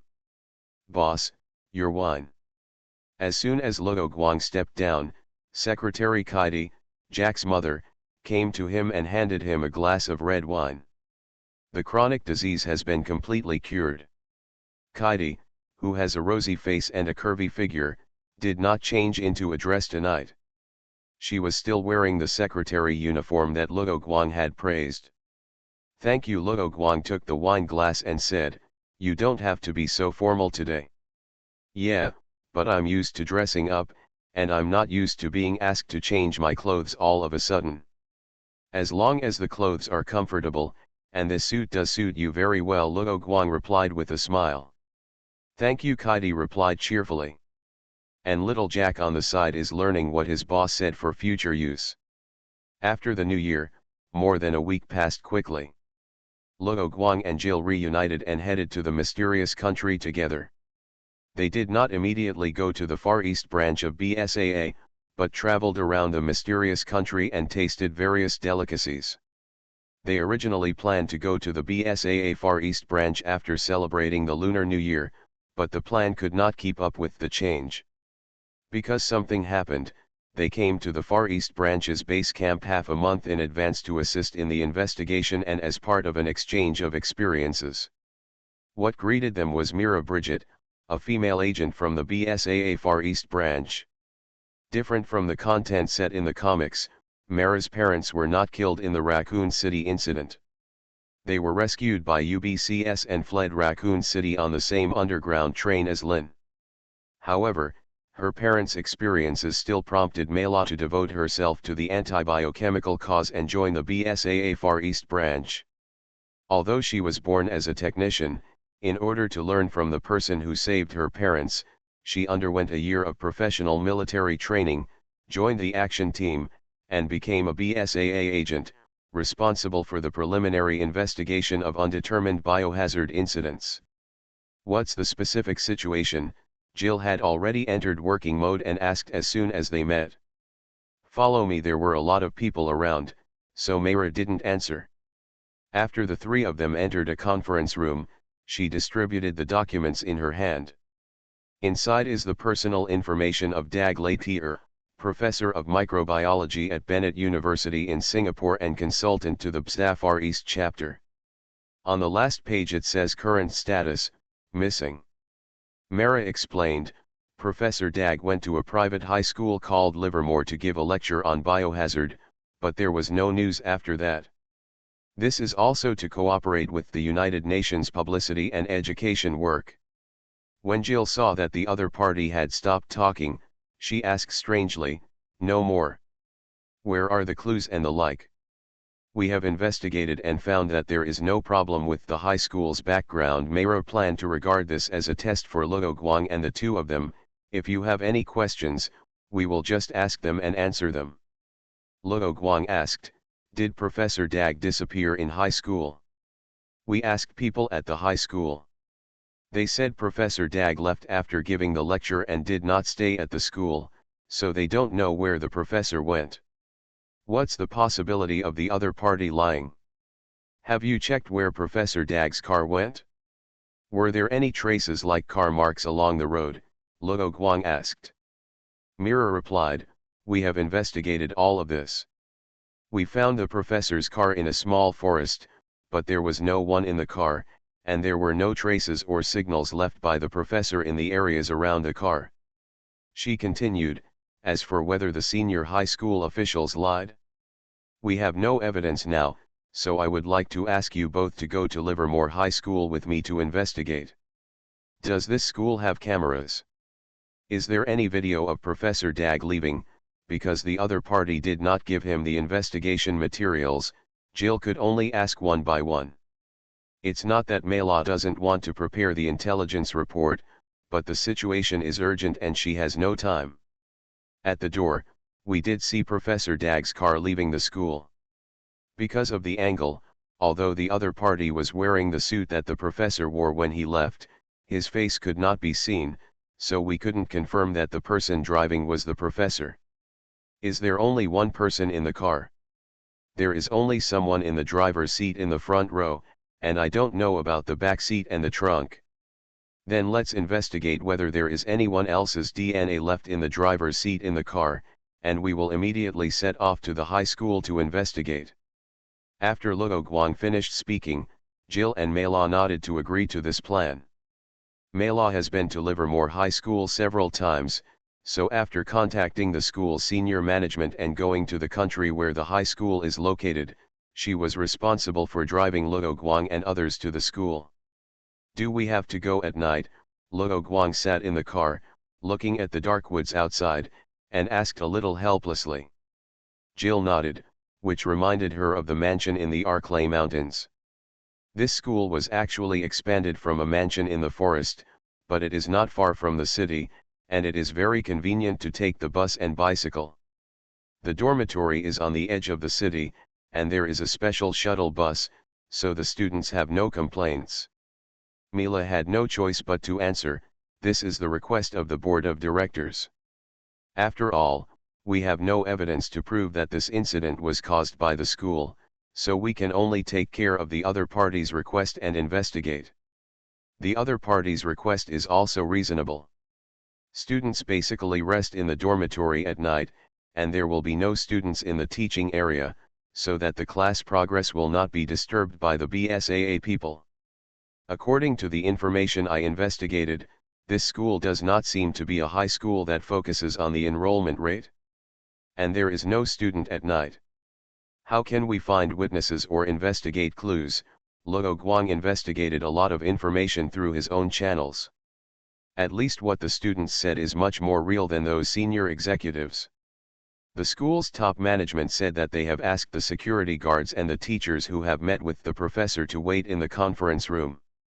We can directly ask them about the situation when the time comes, Mela answered while driving. We're here before Jill could ask the next question. Mela braked and stopped the car, parking it near the school gate. This place feels much bigger than ordinary universities, Jill said after getting off the car and taking a look at the surrounding environment. After chatting with the security guard at the door for a few words, Mela took the flashlight from the other party and called Luo Guang and the others to follow her. Are you reluctant to turn on the lights? Luo Guang took the flashlight and said, looking at the school building without any light leaking out. Sorry, our school has been repairing the lines at night recently. The construction period is tight, so there is no suspension tonight, the security guard said apologetically. We are already late, let's go in quickly. Mela did not doubt it, and took the lead. The security guard watched Luo Guang and the others walk towards the main building, picked up the intercom, and told the school principal the news of the arrival of the guests. Then, after getting the principal's response, he took the tools he had prepared and left the security room at the door. Gil had a bad feeling and said, why does it feel weird here? After Mela came in, she seemed to feel something was wrong. The lack of lights was understandable, but it was strange that even the emergency lights were not on, and it was too quiet here, it didn't look like anyone was repairing the circuit. Let's go to the conference room first. Although these strange points can be reasonably explained, Luo Guang didn't say anything and directly pulled out the R-9 pistol. His ability to sense danger was triggered, which meant that it was not safe here. Meira was still surprised by Luo Guang's decision, and Gil had already pulled out his samurai blade V.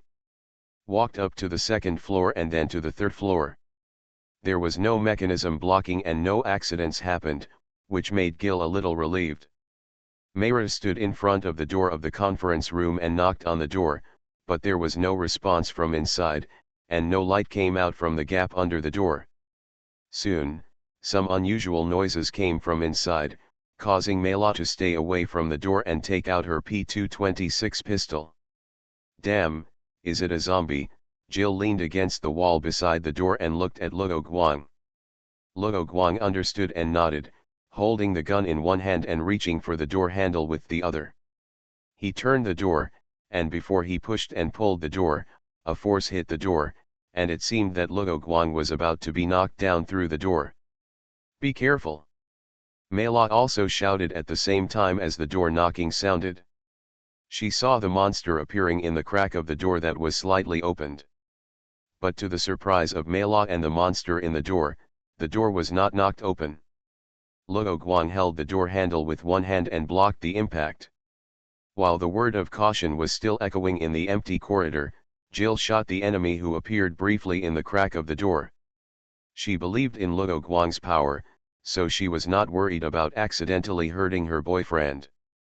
The monster behind the door was shot several times and soon fell to the ground. But there was more than one monster in the conference room, and more small monsters also joined in the ramming of the door. Although Luo Guang was strong enough to block it, the wooden door could not withstand so many rammings. So he let go of the doorknob immediately after giving a signal to Jill and Meira to stay away from the door. While jumping back, Luo Guang pulled out the invisible straight knife with his free hand and cut the monster in half when he opened the door and flew over. Because Luo Guang was still near the door, Meira was a little restrained and didn't dare to shoot randomly, but Jill didn't hesitate at all and immediately pulled the trigger as soon as she took aim. Luo Guang put his pistol hand on his waist and fired continuously at the monsters inside the door, shooting down all the monsters that were about to jump up and attack him outside the door. Not a single magazine of the R-9 pistol was empty, and all the little monsters in the conference room were eliminated. Meira, who had not fired a single shot and could only watch the two people's performance silently, finally saw the appearance of the little monster clearly. They are only about 40 centimeters tall, with two heads. Below the head with a big mouth is a pair of clawed feet, and the top of the head has the same pattern as the brain. Call someone to come and clear the place. There is a biohazard incident here. Luo Guang took a photo of the monster with his mobile phone and said. After checking the situation inside the conference room, Jill came out and said, there are only those monsters in there, not the teachers and security guards. We were deceived. The phone has no signal. Meira quickly told her the result of her attempt to contact her. Luo Guang took out the mobile phone of organization. Meira, you first leave the school signal shielding range and go bring reinforcements over. Jill and I will investigate the situation here first. No, you leave, this is the task of our Far East branch. Meira was unwilling to leave. Gil replied, although I am from the European branch, I actually have a temporary position at the headquarters. She didn't speak clearly just to give the other person face. Luo Guang interrupted Meira's retort and said, stop arguing about this. Meira, you are from the Far East branch. It is best for you to contact the rescue. And if you delay any longer, I am worried that the car will be stolen. All right. From the battle just now, Meira knew that her fighting power was not as good as the two of them. She was just unwilling to perform so badly just now, so she didn't want to leave and try to gain some face for the Far East branch. But Luo Guang had already given her a step. If she continued to be ignorant, she would only stalemate the relationship between the two branches. But soon, Mira no longer had to worry about these problems, because the door was locked. Not only that, a steel plate fell off all the windows, and the entire school was sealed off. Mila returned to find Luo Guang and the others and told them the situation. Luo Guang and Jill followed her to the entrance of the school's main building and found that the door was sealed by an iron wall. Mela was worried that the enemy had other back UPS, so she looked around cautiously and asked, "What are we going to do now?" After Luo Guang knocked on the iron wall a few times, he took the invisible straight knife and stood in front of the iron wall and slashed with the knife. After 3 strokes, 5 divided by 2, he cut a square gap.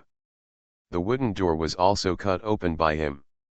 This ordinary metal cannot stop the straight knife made of special alloy in his hand. Go and see if the car is still there. After the 3 of them crossed the gap, Luo Guang took out his mobile phone and asked Mayra to confirm the situation. "How's it going?" Jill's cell phone still had no signal, so she asked Luo Guang about the situation here. "There's a signal.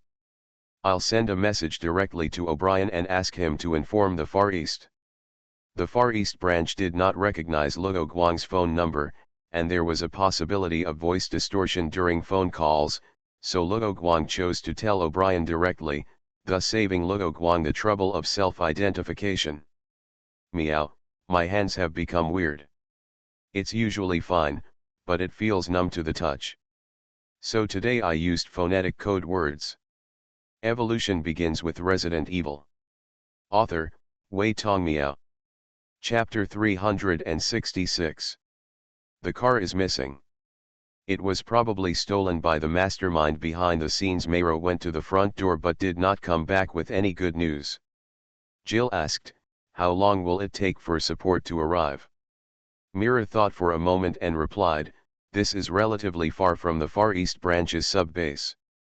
I think it will take 6 or 7 hours at the fastest when the soldiers are ready to fight. In that case, let's investigate the situation in the school first." Everyone agreed to Luo Guang's suggestion, told O'Brien their plan, and then returned to the main building of the school. Luo Guang felt that places like the principal's office usually had more clues, so he asked, "By the way, Mayra, do you know the location of the principal's office?" Mira replied, "His principal's office is not in the main building, but in the old teaching building at the back, which was originally the main body of the mansion." Several people continued to set off. To get to the old teaching building at the back, they first needed to pass through a large courtyard. For Luo Guang, the mechanism behind the incident that blocked the building could not stop the invisible in his hands, so they quickly passed through the courtyard, and Luo Guang kicked open the iron seal of the old teaching building. Door. As a result, the door had just been violently kicked open, and Luo Guang and the others heard a woman screaming. When they walked in, they only had time to see the backs of 3 fleeing people. Mira asked warily, not expecting anyone to answer his question, "Who are these people?" Luo Guang replied, "It looks like he is wearing everyday clothes and does not look like an enemy. If I had to guess, I think he might be a student trapped here like us.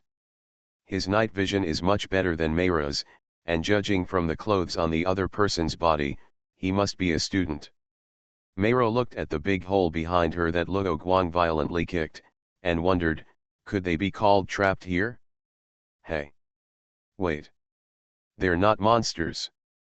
This was not what Luo Guang and the others said. It was the person running at the end who noticed the light in Luo Guang and the others' hands. It was the light of a flashlight. When the people on both sides came together, they introduced each other. First it's B.S.A.'s side, and then it's the other students. "My name is Stan." This is a boy wearing a hat in the room, holding a removed chair leg. "I'm Josh," the school reporter. Josh held a digital camera in his hand. Finally, there was a girl wearing a red hairband who introduced herself, "My name is Shannon. Have you ever seen a man named Kenny? He is wearing a blue basketball uniform. He is my brother. He has been missing since yesterday." The reason why they were still wandering around the school at night was to look for Kenny, who had been missing since yesterday. Upon hearing that someone was missing, Luo Guang and the other three looked at each other. "Except for you, we haven't seen anyone else." After answering, Luo Guang asked, "Did brother you disappear in school?" Shannon replied with a face full of disappointment, "We don't know where he disappeared, but after playing basketball yesterday, he didn't go home or hang out with his brothers. He even forgot about his date with his girlfriend Ashley." This Ashley was not the Ashley Graham that Luo Guang knew, but a black girl with a ponytail. Ashley was not in Shannon's team at this time, and was separated from the others. Stan took the opportunity to tell the story. Mira simply stated the reason why she was waiting for others to come, and said, "We are here to find Professor Dag. He did not return to the BSAA branch after giving a speech here." "We've seen him," Josh said, raising his hand. Mira asked anxiously, "Where is he? Is he okay?" "I think he's quite energetic. It's all thanks to the professor that we successfully escaped from the monster," Stan replied. "It was Professor Dag who told them that there was a biological crisis in the school." Shannon followed up and said, "He said before that we should leave the school quickly, and he still has things to do. I think he should still be in this building now." "Thank you for the information." "Josh, can you show us the photos in your camera?" Jill asked. "Do you want to know about those monsters?" Josh continued. "I was so scared along the way, how could I have the time to take pictures?" Despite his words, he gave the camera to Jill for inspection. "By the way, can you help me find my brother?" Shannon asked quickly when she saw that the other party had not asked about the disappearance of her brother in detail and seemed not to care. When Mira heard this, she looked a little gloomy and said, "Shannon, according to our B.S.A.'s investigation, the chance of missing people from the biohazard incident still alive is very slim." "You mean you won't help us find our brother?" Shannon asked excitedly. Just as Mira was about to answer, Luo Guang replied, "She is just making you mentally prepared. If your brother is really involved in this biohazard incident, with our B.S.A.'s investigation, your brother will be discovered sooner or later." Gil said, "That's right, so our goals are actually the same." Seeing Luo Guang and both of them saying this, Shannon didn't make a fuss and remained rational, because she knew that the only one who could save Kenny was the BSAA in front of her. Mira struck while the iron was hot, "You should leave the school now, and leave the affairs here to us." But, Stan and Josh both wanted to leave quickly, but Shannon was still worried about her brother and wanted to know his situation as soon as possible, so she hesitated for a moment. Luo Guang said, "We have informed BSAA to request support. Can you lead them when you see them, and tell them about the situation here? This is to make Shannon and others feel involved in rescuing Kenny." "Shannon, professional things should be left to professionals," Stan persuaded. "We are powerless, and we will only hold them back." Okay, although Shannon looked like a hot girl, she finally listened to everyone's advice. Luo Guang continued to question the students, hoping to get more information, and asked, "Where did you get separated from the man named Ashley? Where did you meet Professor Dag?"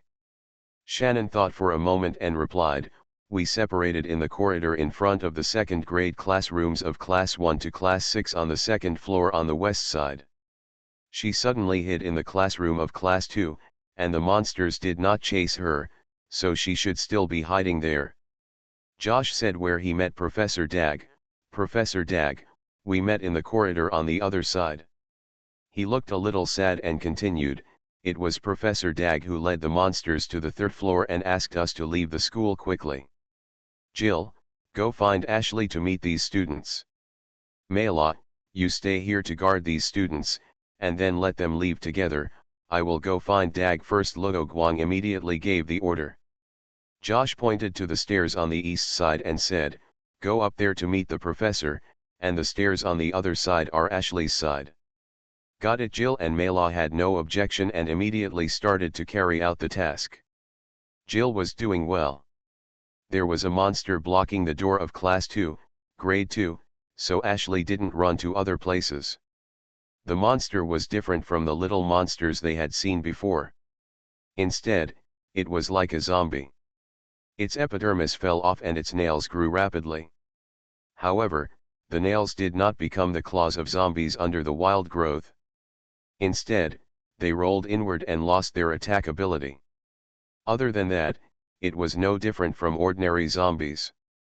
Jill easily solved it with a combat dagger and rescued Ashley, who was scared silly in the classroom. Jill took Ashley back to the first floor hall. Ashley quickened his pace when he saw his friend and hugged Shannon. Luo Guang hadn't come back yet, and Mela volunteered to escort these students out of the school. Whether it was fighting or comforting innocent people, she didn't do as well as Luo Guang and the others, which made her feel a little frustrated. However, she quickly adjusted her mentality and reaffirmed her position. After assisting Luo Guang and the others, she quickly cheered up and proposed to escort the students. Luo Guang encountered the zombies that Professor Dag had thrown away, and he easily killed them with a straight knife. This biochemical crisis has not yet encountered any particularly strange or strong biochemical monsters, and the number is not large. It is probably just an ordinary biochemical crisis. It is no wonder that Professor Dag, as a civilian, would stay here to investigate and collect evidence. These zombies are weaker than T-virus zombies, but those small monsters are more troublesome because of their fast speed. After dealing with the roaring zombies, Luo Guang listened carefully to the sounds around him and did not hear anyone running. Professor Dag. I am from BSAA, are you there? Luo Guang shouted directly in the empty corridor. There was no response. Luo Guang went up one more floor. Although he still did not see Professor Dag, he found Professor Dag's trace. Dead enemies, 9mm pistol shells and bloody footprints. Luo Guang frowned. Looking at the spacing and distribution of the footprints, Professor Dag seemed to be unsteady. Was he injured? He began to run along the traces of the bloody footprints and soon came to the art room on the 4th floor. The professor's footprints finally entered this room. Professor Dag, I am an agent of BSAA, are you in there? Luo Guang just said politely, and the locked door was forcibly opened by him. Scanning the art room, he soon found Professor Dag's figure, and hurried over to confirm the situation, and found that the other party had fallen into a coma. Without touching the forehead, Luo Guang could also see that the other party was having a fever, which is often a precursor to infection. Without saying anything, he directly injected the other party with his newly developed broad-spectrum virus antidote. This antidote was not developed by the GIMZ Institute, but could only be synthesized by Luo Guang using the virus in his body. This is called an antidote, but it is actually a specially made Shinra virus. After removing most of the functions, only the ability to accept Luo Guang's control and the ability to devour other viruses are left. After injecting the antidote into Professor Dag, the Shinra virus will devour the unknown virus that is multiplying in his body according to Luo Guang's instructions. After the virus is eliminated, the Shinra virus will self-destruct according to his instructions, thus preventing the Shinra virus from being used by others. All of this depends on Luo Guang's enhanced mental power, which requires the use of mental power to perform such delicate operations. But what surprised Luo Guang was that the unknown virus was a bit huge, and its diameter far exceeded the super-large virus discovered by humans today, but its combat power was still not as good as the Shinra virus he specially made to eliminate other viruses. After the unknown virus in Professor Dag's body was removed, his fever soon subsided. After Luo Guang washed his face with respect for the elderly and love for the young, he woke up quickly. You are. Although he woke up, Professor Dag's mind had not yet begun to turn. After Luo Guang introduced himself, he asked the other party what he knew. The biochemical crisis here should be caused by the school's people. The biggest mastermind behind it is Principal Herbert Friedman, and there is probably no other force behind him. After drinking a sip of water, Professor Dag finally recovered and answered Luo Guang's question. Is there any evidence, neither Luo Guang nor the BSAA behind him would draw conclusions based on the other party's one-sided words. Professor Dag took out a diary from his clothes and said, "This is the diary I snatched from the principal's office, but I tore off a lot of pages during the fight with Herbert. It seems that Principal Herbert is really problematic." Luo Guang took the diary and said before he even read it, "Didn't you say you want evidence? Why do you believe me without reading the content?" Professor Dag was obviously surprised by Luo Guang's words, because it was in stark contrast to his initial suspicion. Luo Guang opened the diary and started reading it, and said, "Who writes a diary normally? He was just joking. In fact, he found something wrong with this school before he came. According to the intelligence of the X organization, this school has had more than 20 missing students in the past 5 years. These students all disappeared after sneaking out of the dormitory at night. So far, no one has been found. It can be said that no one has been found alive or dead." Later, under pressure, Principal Herbert announced the closure of the current dormitory area on campus and moved the dormitory area to the current edge of the city. It is relatively closer to the police station and safer in the eyes of parents.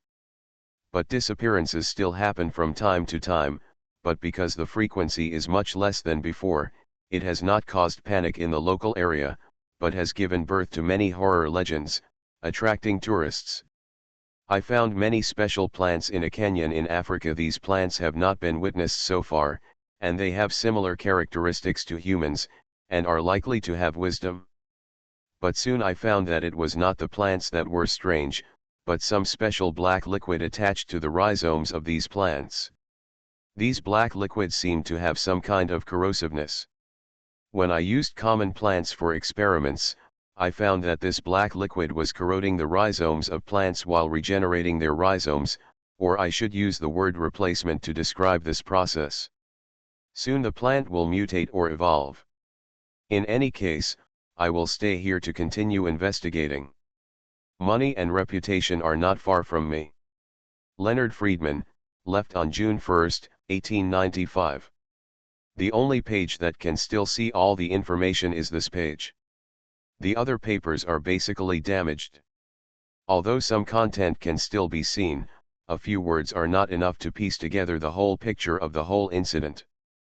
But one thing is certain, that is, the unknown virus of this biochemical crisis came from Africa. Based on this alone, it is unclear whether there is any other biochemical organization behind the principle. There is still no evidence for this speculation, so Luo Guang looked at Professor Dager and said, "Meow, I will make up for yesterday's double update on Sunday. I will see if I can update twice on Saturday." After the doctor took the X-ray, he said that I have mild bone hyperplasia. I am crying. TT Evolution begins with Resident Evil. Author, Wei Tongmiao. Chapter 367. Because the principal's research is for immortality, he can't ask pharmaceutical companies to participate in the research, which will make him lose control of the research in the end. Professor Dag didn't think that pharmaceutical companies would hand over this kind of research to outsiders. Seeing that Luo Guang didn't ask any more questions, he continued, "This is the information I overheard when I sneaked into the school." He began to explain what happened after he came to Livermore High School. The reason why Professor Dag was invited to this high school was not because Herbert Friedman was interested in anti-biochemical crisis, but because his research had made no progress for several years and reached a bottleneck.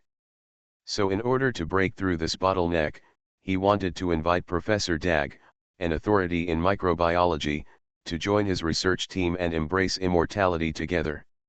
Luo Guang heard halfway and found that Professor Dag seemed to be talking about some kind of animal, so he interrupted, "Wait, this biochemical crisis was not caused by a virus. Yes, it's a protozoan, of course you can also call it a single-celled animal." No wonder Luo Guang felt that the target was a bit huge when he controlled the Shinra virus to devour the virus in Professor Dag's body. What happened next? After learning about this, he continued to ask about the other party's whereabouts. "I didn't refuse at the first time, but pretended to be very interested and tried to collect more evidence. Professor Dag paused, thought of something, and said to Luo Guang, "Wait, my fever has subsided." "Oh, I saw you were unconscious and had a fever, and I thought you must have been injured in the zombie battle, so I injected you with a broad-spectrum virus antidote," Luo Guang said indifferently, and then changed the subject, saying, "What did you experience next?" "Although the other party invited me, they did not fully trust me and forced me to inject the protozoan fluid they disguised as anti-aging drugs, so I need to inject inhibitors regularly, otherwise I will become a zombie." Professor Dag temporarily suppressed his curiosity about the antidote mentioned by Luo Guang, and chose to tell the information that only he knew first. "After the injection of this drug, I fell into a coma and could not contact the BSAA, and my cell phone was taken away by them. But this is just what I want, because after I disappeared, the BSAA will also focus on this high school." Obviously, he originally planned to be an undercover agent, but he was tricked by the principal. Luo Guang nodded and said, "No wonder the other party pretended that you had left the school, just to get rid of suspicion." He explained the situation on his side and said, "If the other party did not choose to ambush us, but cooperated with the investigation, we would not have put the suspect on this school so quickly. It seems that the previous missing student incidents were all left unresolved, which made the principal feel that the disappearance of a BSAA consultant and several BSAA agents was not a problem, so he made such a stupid choice. But the other party was so tough against the BSAA people, is there really no other force behind them?" Luo Guang felt that there was something strange in this. After hearing Luo Guang's question, Professor Dag smiled bitterly and said, "It really doesn't look like there is any backing from behind, because their laboratory is too simple, not much better than in the 1990s, and many precision instruments are missing. From this point of view, it is already amazing that the three of them can develop a barely usable anti-aging drug." I see. Luo Guang completely understood that Professor Dag concluded that there was no backing from behind based on the scale and equipment of the other party's laboratory. Thinking that Jill should have completed the task there, he took out the walkie-talkie to contact Jill and told her the information he had found Professor Dag. The walkie-talkie is very useful as a short-distance communication tool, so Luo Guang and Jill listed it as a must-have item to carry with them. Professor Dag confirmed, "Besides you, are there other people here? I am a consultant to the European branch of BSAA, and I came to the Far East branch to exchange ideas with the director of the European branch, Jill Valentine. I happened to encounter your disappearance, so I came here with Agent Mala to investigate." Luo Guang briefly explained the situation and told the other party that he had contacted BSAA. After thinking for a while, Professor Dag said, "Later, I escaped from their laboratory in order to tip off BSAA, and the principal's sneak attack on you failed, so I was worried that the other party would escape with the research materials. If this thing that can make people immortal is announced, the consequences will be disastrous." "What do you mean?" "We destroyed all these research materials and results before BSAA arrived." Looking straight at Luo Guang, Professor Dag seemed to have made a great determination when he said this. It seems that Professor Dager, like himself, feels that the BSAA may not be so pure inside, and is worried that bad guys will know about it. Since ancient times, humans have been pursuing immortality, so it is inevitable that bad guys will target it after it is made public. Luo Guang nodded and asked, "Where is the research institute?" "There is a basement under the other building behind this building, and there is a hidden cellar entrance in the garden there. After entering there and opening the secret passage, you can find the elevator leading to the underground research institute." The other party spoke in detail, and Jill came to the art room in the middle of this conversation. "Have Mila and the others left?" Luo Guang turned around and asked. Jill replied, "Well, she is taking those students out of the school, and she agreed to our previous plan and will pick up the BSAA troops outside, so we don't have to wait for her for our next actions." "That's good," Let's set off. The professor has already found out the location of the enemy's base camp. As Luo Guang spoke, he extended his hand to Professor Dag and said, "Professor, can you explore the demon cave again?" Professor Dag smiled and held Luo Guang's hand, stood up and said, "I wish you all the best." It seems that the principal can't control the actions of those monsters. After Luo Guang eliminated the last zombie, he said, "Professor, do you know anything about these zombies?" This is the result of injecting anti-aging drugs or protozoan stock solution without regular injection of inhibitory drugs. Professor Dag paused and continued, "Humans will mutate into zombies or split into various monsters."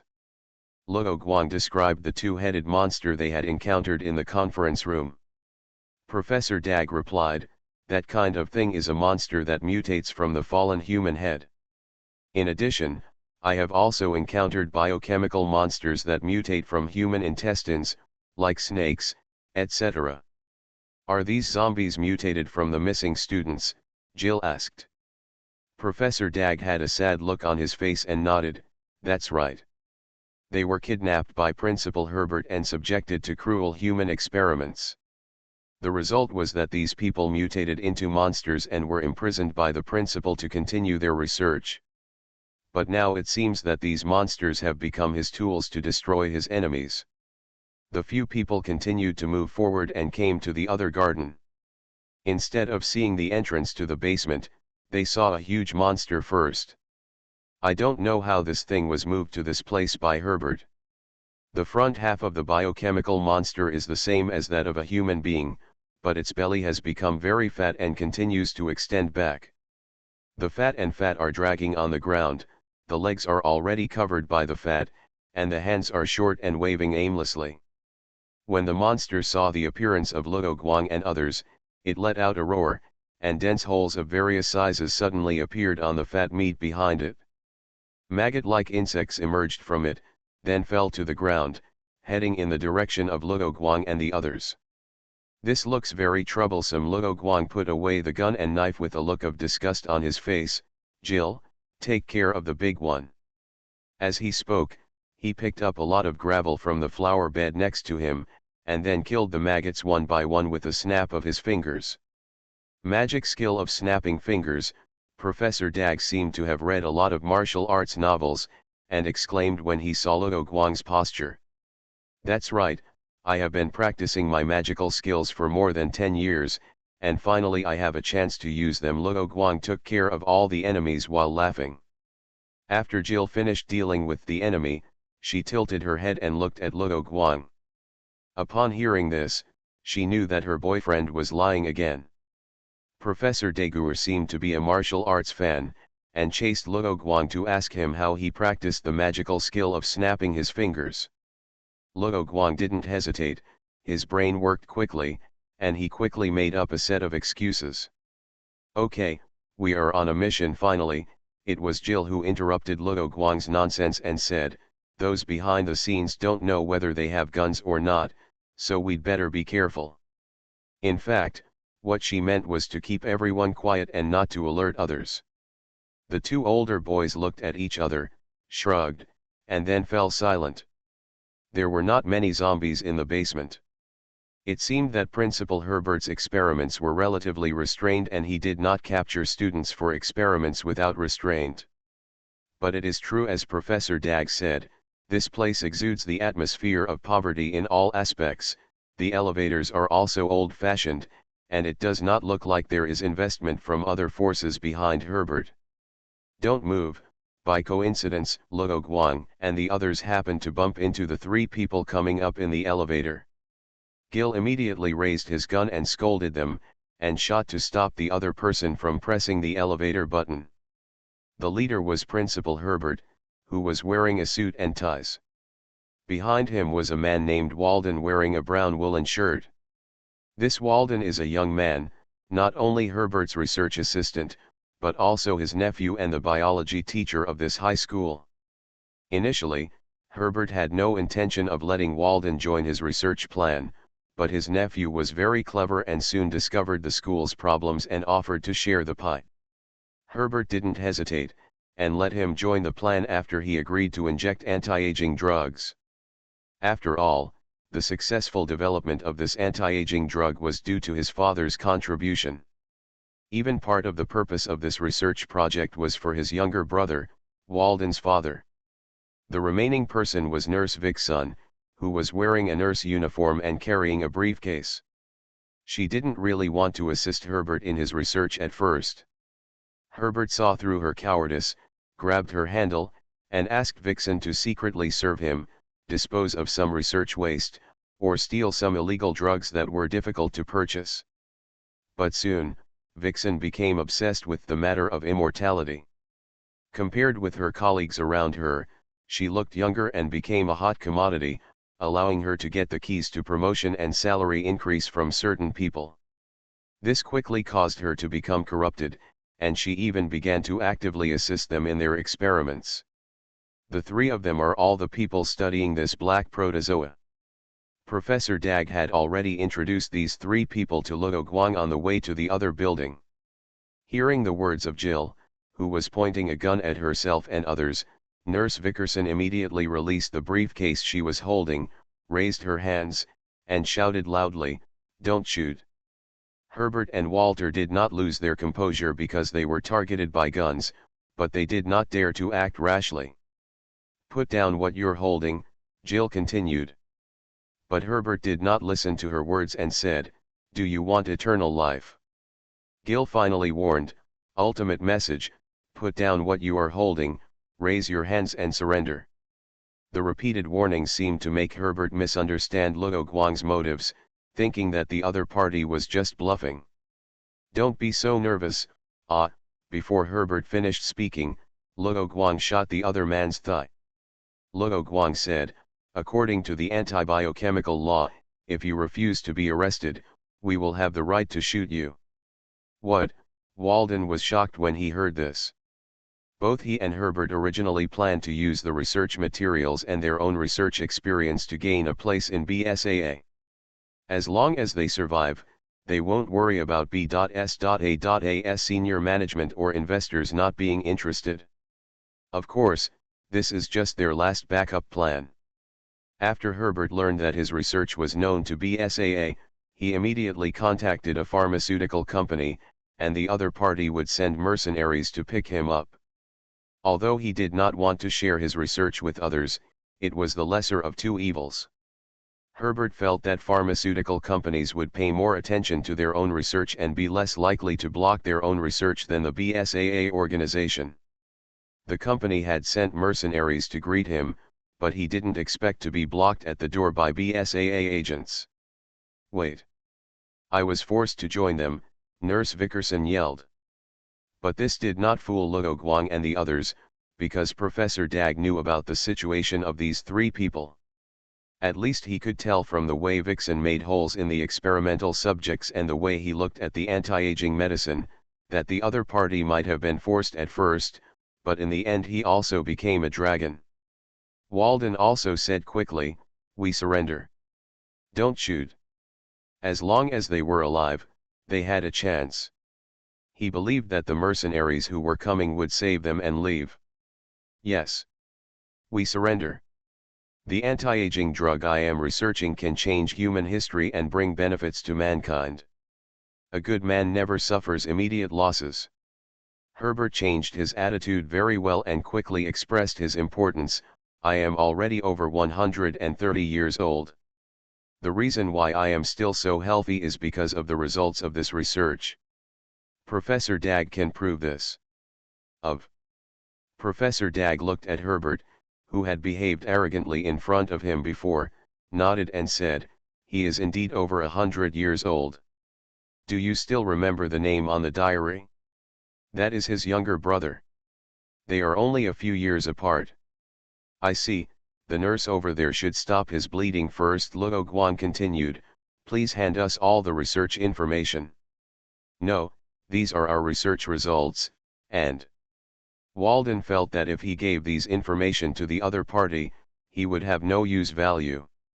Just when he wanted to say that there was some more important information hidden, he saw a flash of fire on the weapon in Luo Guang's hand. "Meow," Thanks for subscribing and voting me out. You are listening to Novels at Bless Up channel. Wish you happiness and luck. Please subscribe to receive new novels. How do you feel about this novel? Please like and leave a comment. Evolution begins with Resident Evil. Author, Wei Tong Miao. Chapter 368. Bang. You're so nagging, can't you give me some useful information? Luo Guang pointed his gun at Herbert. Professor Dag. You know how important our research project is to mankind. As a researcher, don't you understand this? Herbert looked at Walden, who fell on the ground, and said angrily. Taiwan Novel Network rightward arrow. Professor Dag looked at Herbert indifferently and said, of course I know, but I know more about the inferiority of human beings and what a dark era humanity will face after the spread of this technology. He had already explained the pros and cons to Luo Guang and Gil on the way. The simplest point is that ordinary people are not capable of producing this elixir of life. There will always be only a small group of people who can control and enjoy this kind of immortality, and as they live forever, social resources and class will only become more solidified. In the end, ordinary people either accept their fate, or they rise up and become evil dragons after slaying the dragon. Luo Guang thought of this when he learned about the content of Herbert's research, so he easily agreed with Professor Dag's views and his next plan. If it were Gil before the Raccoon City incident, he would have insisted on the goodness of human nature and wanted this project to benefit mankind. But after so many Resident Evil incidents, she had figured out who her real enemy was, so she agreed with Professor Daguerre's point of view and decided to help him complete his plan to clean up all the data. Herbert wanted to say righteously that he was not that kind of person, but the scene of those innocent students he used for experiments who cursed him before they died came to his mind, leaving him unable to say anything to refute. Is your brother still alive? Or was he used for experiments? Luo Guang said suddenly. Herbert did not answer. Forget it if you don't want to say it. Luo Guang didn't necessarily want to know about his brother's situation. Herbert already knew from Professor Daguerre's words that he was doomed unless the company's mercenaries came down from the sky to save him now. In this case, he has nothing to say. With another precise shot to the head, Herbert also fell to the ground, losing the breath of life. The two were dealt with ruthlessly by Luo Guang, which made Vixen very scared. If there were no unexpected circumstances, she would be next. Luo Guang pointed his gun at Vixen. The other party shivered immediately, and a stream of yellow liquid dyed her nurse uniform yellow. Don't kill me, I can do anything for you, Vixen shouted, hoping to survive. Luo Guang smiled and said, in that case, can you tell me about Brother Herbert? Professor Dag originally thought that Luo Guang asked this to stimulate Herbert, but now it seems that there is another reason. I don't, wait, Vickerson was about to say that she didn't know, but saw Luo Guang's gun shaking slightly, which scared her silly. Luo Guang acted like a villain at this time and said, you'd better think clearly before answering. I won't wait next time. Yes, Vixen kept thinking about Herbert's brother. She didn't think about lying. After all, BSAA is a good person. As long as she cooperates, everything will be fine. Daguerre's words before were probably just bluffing. Vickerson comforted himself in his heart and said, Leonard is the first person to use anti-aging drugs. Go on, Luo Guang said. Gil was not idle either. He took this opportunity to bring all the packages that Herbert and the others had held to him, and then checked them with Professor Daguerre. Vickerson did not protect the briefcase beside her, but instead pushed the bag towards Jill, as if it contained a time bomb. Then she didn't dare to pause and continued, when I eavesdropped on the conversation between Herbert and Walden, I heard Herbert say that the anti-aging drug Leonard used was an untested version at that time. For what reason? Herbert said that Leonard had an accident and his life was in danger. The hospital was unable to do anything. So at the last moment, Herbert decided to take a chance and inject his brother with the anti-aging drug. Can this kind of anti-aging drug save people? Dr. Dag was taking out the paper materials, confirming the contents and stacking them aside to burn, when he heard Vickerson's words and asked. Vixen immediately replied, "I don't know if it is possible. We have not studied in that direction, and I don't know whether Leonard's final state is still alive." Luo Guang said to Professor Dag, "We have no shortage of medicine to treat wounds, and it is safer." After speaking, he continued to ask Vixen, "Tell me about Leonard's situation." "Yes," Vixen responded loudly and said, "He turned into a zombie or a monster, and is still being imprisoned in the dungeon. As the number 0 mutant, Leonard is still imprisoned in the dungeon because he cannot be taken away, so Herbert can only choose to leave his brother here, and wait for him to join the company's mercenaries. He will bring someone over to take this rare experimental body back. Leonard is a rare experimental subject because his body is the only one whose body can be fused with plants." Luo Guang said angrily, "It seems that Herbert is not so affectionate and loyal to his brother. Did he just give up on his brother? Or did you think you would come back to this place in the future, so you threw it away, here?" "Herbert didn't tell me this." Vixen explained the situation directly, so he didn't say nonsense like he didn't know. Herbert's contact with the pharmaceutical company was not told to either of them, so it was not that she was deliberately hiding it. She later decided to join the research, but was not yet one of Herbert's. "Do you know anything else?" Luo Guang looked disgusted. "The other party actually didn't take advantage of the other party while working for Herbert. This is not in line with the image of a villain." Vixen thought quickly and failed to answer immediately. When she was thinking about whether to talk nonsense, she heard Professor Dag's words. "The information has been classified, and this protozoa is called a black worm by them." Professor Daguerre classified the information in order to leave some information on how to solve the biohazard incident. He couldn't really burn it all. He had to leave something for BSAA, so that it would be more real. "This name is quite common, but it can be used to deceive others," Jill replied. Luo Guang turned to look at Dag and said, "Have you finished it? Time is still a bit tight." He had a habit of setting aside time for what was to come. At this time, Vickerson took out a lady's pistol from his pocket, which was a small pistol with only 5 or 6 rounds of 9mm bullets in the magazine. As soon as he took out the gun, Luo Guang killed the opponent with one shot. He said with a bit of regret, "Really, with such little thoughts, why not take more advantage of Herbert?" After Jill and the others packed up all the unwanted research materials, the 3 of them took the elevator to the underground research room. Jill and Professor Dag are responsible for cleaning up the evidence, while Luo Guang also wants to find Leonard and eliminate all the enemies. The reason why he asked Jill to follow Professor Daguerre was because he didn't trust him, so just in case the other party secretly left information, he asked Jill to assist him. Professor Daguerre also vaguely felt that he was not believed by the other party, but the other party's starting point was good, so he did not say anything more and happily accepted Jill's surveillance. Luo Guang continued to go deep into the underground research institute and found many cells, which were basically filled with mutated monsters. Adhering to the rule that the innermost things are the most important, Luo Guang ignored the monsters for the time being and walked towards the innermost. Leonard is in the innermost and largest room. Unlike other cells, this one is dressed like an ordinary person's residence, with various decorative murals, tables and chairs, etc. Luo Guang's flashlight shined in, and he quickly spotted Leonard's figure. Leonard is now more like a tree than a human being. The roots cover the entire room. Perhaps because there is no sunlight here, its trunk is only more than half a meter thick. A face similar to Herbert's appeared on the tree trunk.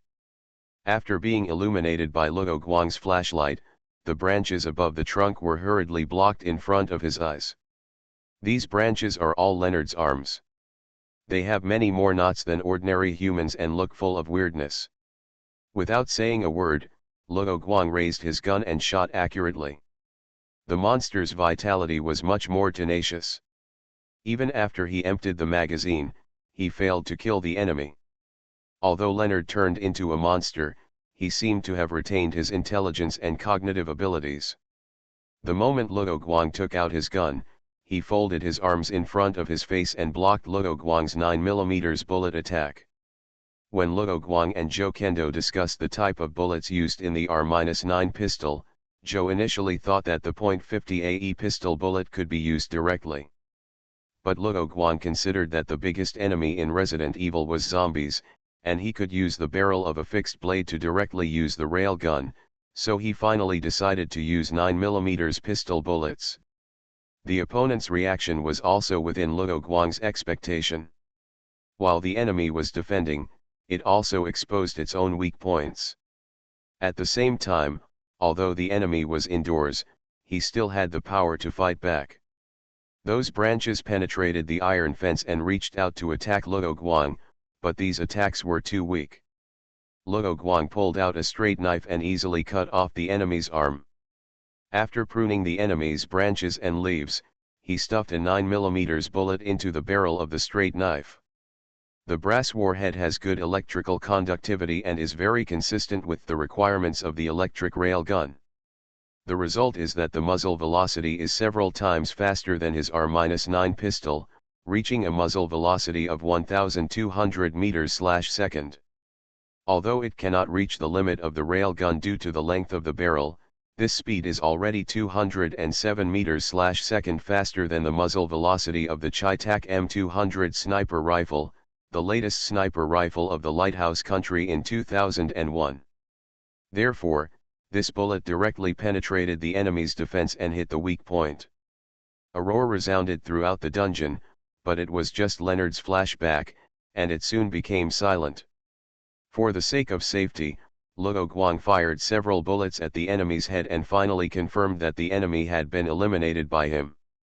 Next, after he finished dealing with the mutated monsters in the dungeon, he met up with Jill and cooperated with everyone to clean up the scene, creating the appearance of Herbert and the others destroying evidence.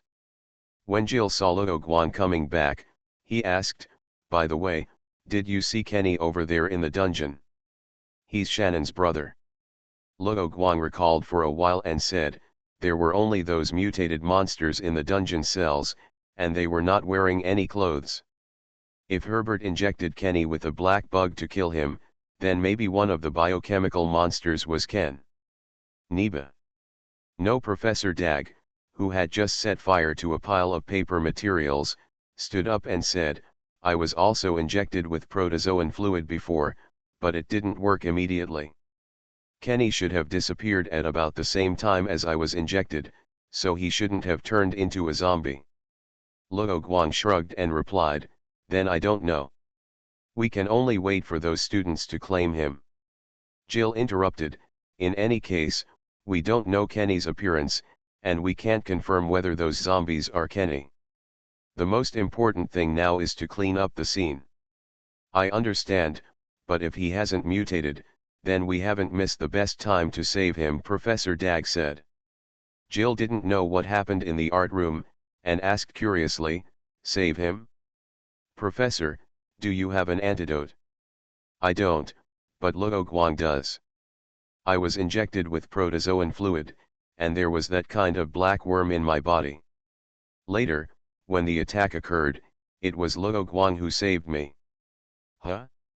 I don't have an antidote, only this one dose," Luo Guang replied in surprise. Professor Dag didn't understand the seriousness of the problem and said, "Then transfer it from the European branch." Jill understood Luo Guang's idea.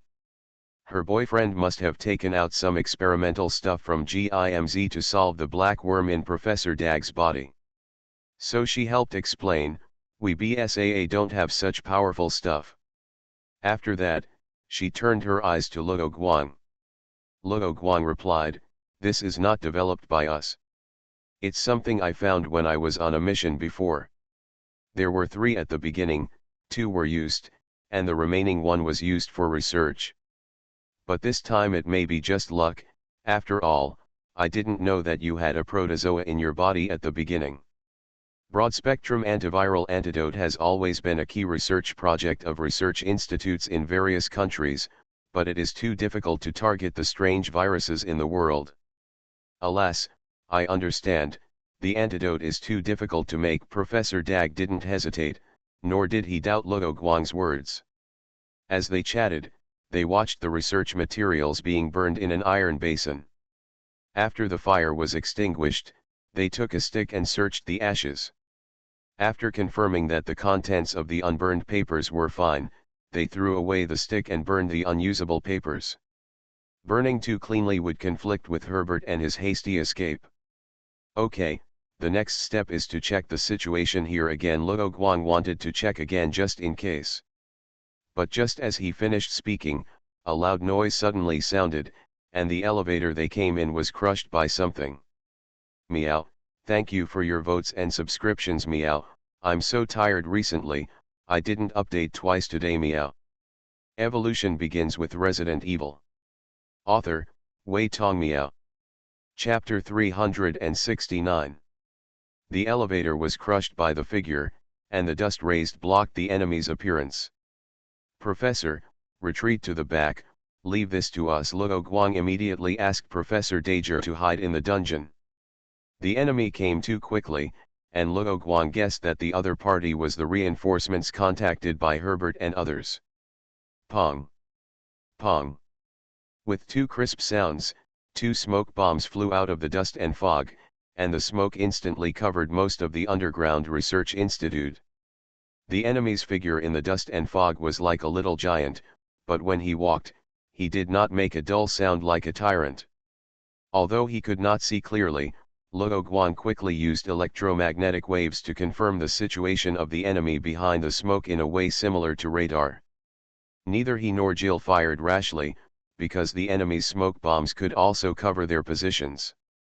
The two hid behind the metal cabinets on both sides of the research institute, one on the left and one on the right, and raised their pistols to form a crossfire network. Although the two could not see each other's position due to the smoke after they separated, Luo Guang could still use telepathy to tell Jill his next move after the virus in Jill's body was updated. He would naturally not hide from Jill something that would help the two cooperate and improve their combat effectiveness. Unfortunately, after the version update, the virus in Jill's body did not allow her to evolve into mental power, so the two sides could only communicate unilaterally. The little giant took a few steps forward, but did not attack. Instead, he held a huge square board in front of him. Then there was an unusual sound behind him. It was someone who was rappelling from the elevator to the underground laboratory. This meant that the little giant was acting as a shield for the person behind him, so according to Luo Guang, it was a guy who could block bullets, and it was not something that a pistol could easily deal with. So just in case, he put a 9mm bullet in his straight knife. The enemy was very professional and did not make any communication sounds. He directly shot out the few lights in the basement with a gun. Luo Guang was always receiving feedback from electromagnetic waves and told Jill the situation through his mind. In addition to the big guy, there is another 6-man team. The assault rifles they carry should be M401, and they also carry night vision goggles. Luo Guang judged the model of the assault rifle by listening to the gunshots. As for the night vision goggles, it was naturally judged from the other party's behavior of breaking the laboratory lighting. Jill nodded. The reason why the enemy has not launched an attack is that they are waiting for the smoke to dissipate, but they have already found their own shelters before shooting. That's why Luo Guang didn't attack rashly. After telling Jill the approximate position of the enemy, he decided to wait for the enemy to relax. But Jill didn't think so. Instead, she thought that it would be the best choice to launch an attack while the smoke has not dissipated and drag the enemy into the melee. She looked at the gradually dissipating smoke, and her heart was entangled, thinking about how to tell Luo Guang her ideas. Suddenly, Jill saw the globe on the metal cabinet, and she came up with a plan. She picked up the globe quietly and threw it hard at the position where the enemy had just shot. Next, it depends on whether Luo Guang can understand his plan. From the sound of the globe colliding, it can be heard that the enemy was hit by himself, but Jill did not choose to take the initiative to attack immediately. Luo Guang had noticed Jill's actions.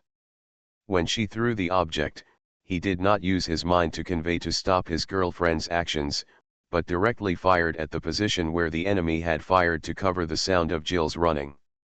The enemy was hit by the globe and was thinking about shooting in the direction where the globe flew, and immediately heard gunshots from the other side.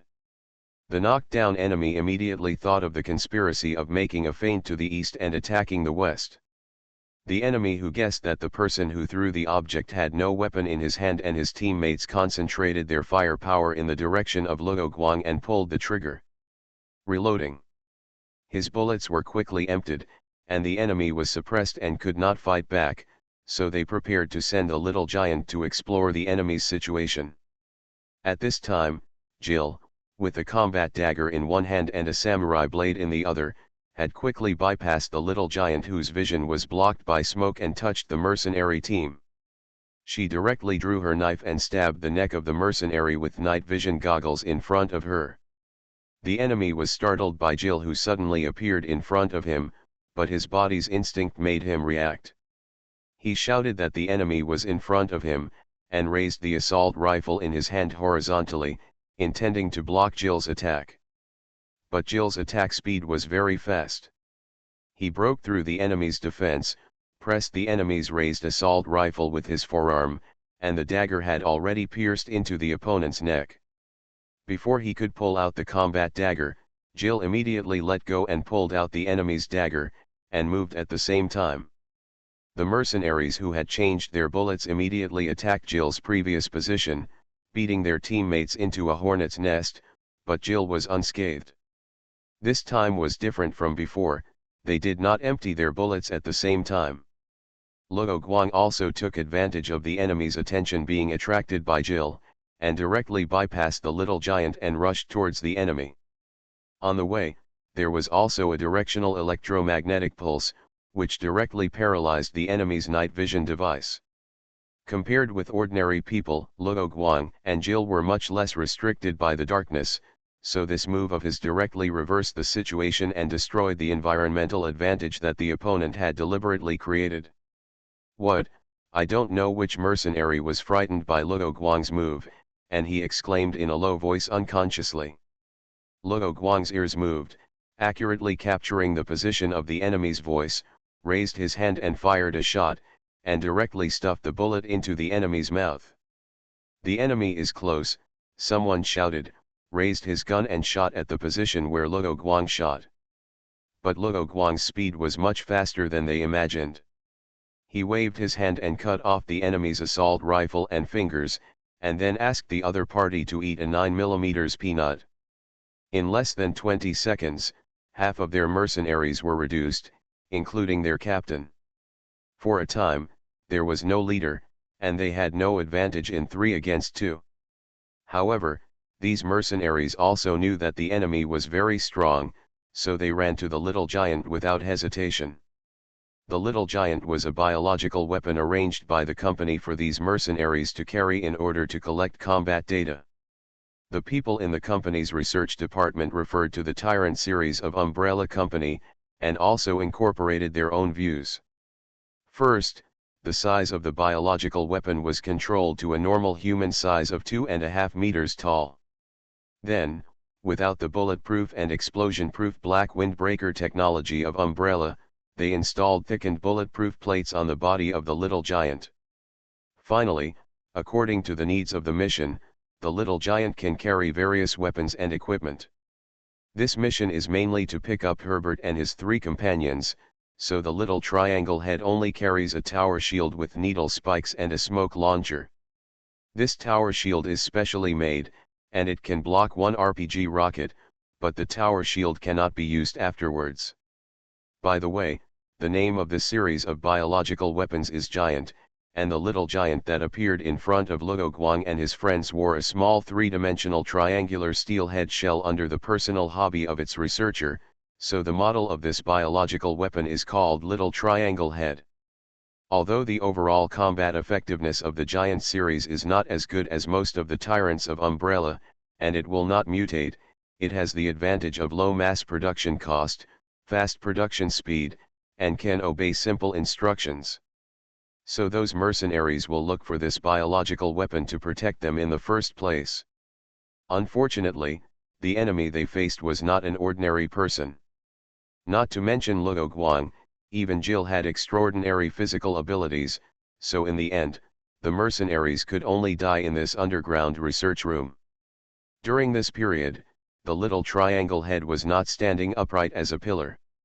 After receiving the order from the mercenaries to protect him, he attacked Luo Guang and his team. Its straight-line running speed was close to that of a sports champion.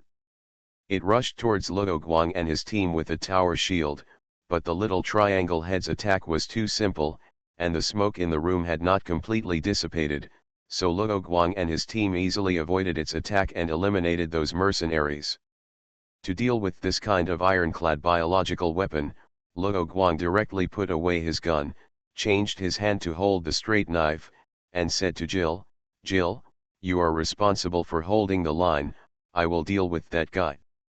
Got it. Jill also understood that the weapon in her hand could not deal with the fully armed biological weapon, so she put away her pistol after she said it, turned around and went to the location of the mercenaries' bodies to search for more powerful weapons. However, Luo Guang did not need Jill's help. After confirming that the electronic devices on the mercenaries were paralyzed by Luo Guang's electronic pulse and Professor Danger hid obediently, he dodged the attack of the little triangle head and stabbed the enemy's back twice. One knife directly stabbed the enemy's cervical vertebrae, making the opponent lose the ability to control the part below the neck, and the second knife directly stabbed the head, inserting a knife from the plane behind the little triangle head, and then he fiddled with it and stopped the biological weapon. Which mercenaries are there with this biological weapon? Seeing that Luo Guang had solved the enemy, Jill threw away the assault rifle she had just looted, and put the grenade on the table. Luo Guang shook his head and said, "It doesn't look like the Tyrant series. It should be a biological weapon made by other forces."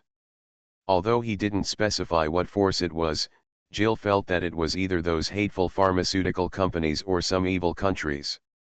After that, they checked the mercenaries again, but the other party's boss would naturally not let them find anything related to the background of the force.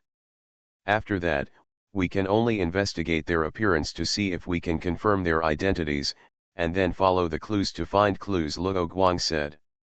Someone is getting restless again, Jill continued. Why can't they be quiet for a while? Maybe it's been quiet recently, so they can't stand being lonely. Luo Guang shrugged and went to find Professor Dag to check his testimony with him. A few hours later, the BSAA troops finally arrived, and in addition, the students also came. However, Shannon and his team did not enter the cellar, but stopped in the garden, because they found that the face of the fat monster that produced maggots was very familiar, and it was Kenny they had been looking for before. At that time, Luo Guang and his team were also in the garden preparing to lead the BSAA personnel who arrived, so they also knew the news. No wonder this monster appeared in this garden. Luo Guang and his team thought it was brought up by Herbert and his team at first. Professor Dag looked at the monster in front of him and whispered, "Is it because of the dosage problem that I didn't mutate into a monster?"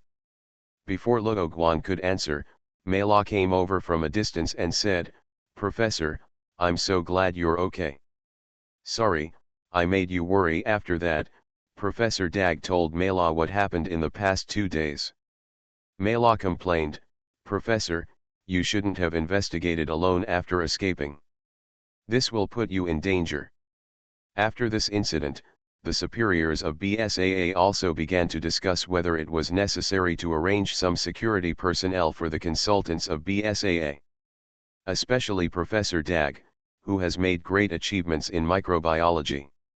After this incident, I also know that I am not that kind of material. If Luo Guang hadn't appeared in time to inject him with the antidote, he would have died long ago, so Professor Dag felt that it was enough to experience this kind of thing once. Next, They all took the BSAA personnel into the underground research institute. The elevator of the institute was damaged by the little triangle-headed monster, so Luo Guang climbed up, found a rope, and pulled Jill and Dag up, so now they can only use the rope to go down again. The BSAA personnel responsible for recording the situation looked at the mess inside and quickly focused their attention on the little triangle-headed monster and the mercenaries. Mela asked, "Who are the big guy and those fully armed guys?" Luo Guang replied, "We don't know either. It may be the reinforcements contacted by Herbert." He thought for a while and continued, "You'd better investigate who Herbert has contacted recently, and check the identities of these mercenaries." "Do you think they are mercenaries?" Mela wrote down the matter, looked up at Luo Guang, and asked. Jill helped Luo Guang to reply, "No matter what kind of power they are, they won't be stupid enough to use their own people to do these things that may not be bright, so mercenaries are the best choice." Luo Guang added, or we can check the flow of funds in these people's bank accounts, which is also one aspect." Okay, Mila nodded. Other BSAA investigators came up and asked, "Sorry, we just sorted out the things here and found that there is nothing useful." "Did those people burn it?" "Probably, but we still got some information," Jill said. "Originally, they planned to put the blame on Herbert and the other three, but now they can put the blame on the mercenaries." Hearing Jill's words, Professor Dag took out the crumpled paper from his inner pocket and said, "These are the materials I secretly got when I was forced to work for them. They are research materials on how to solve the black bugs. However, Herbert and his people don't pay much attention to this part of the research, so there is not much information." The BSAA staff stepped forward to take the paper from Professor Dag and said, "Got it. If we can develop an antidote, our next cleanup operation will be much safer. In this regard, I plan to start research after I go back. However, the scale of the biochemical crisis here is not large, so you just need to be careful," Professor Dag said. "The biggest trouble is that you may have to search in the mountains later to confirm that the monsters have not run into the forest." Luo Guang poured cold water on them to make sure they would not relax too much. The BSAA people around nodded. "They will be very busy next." Meow, proofreading the second chapter.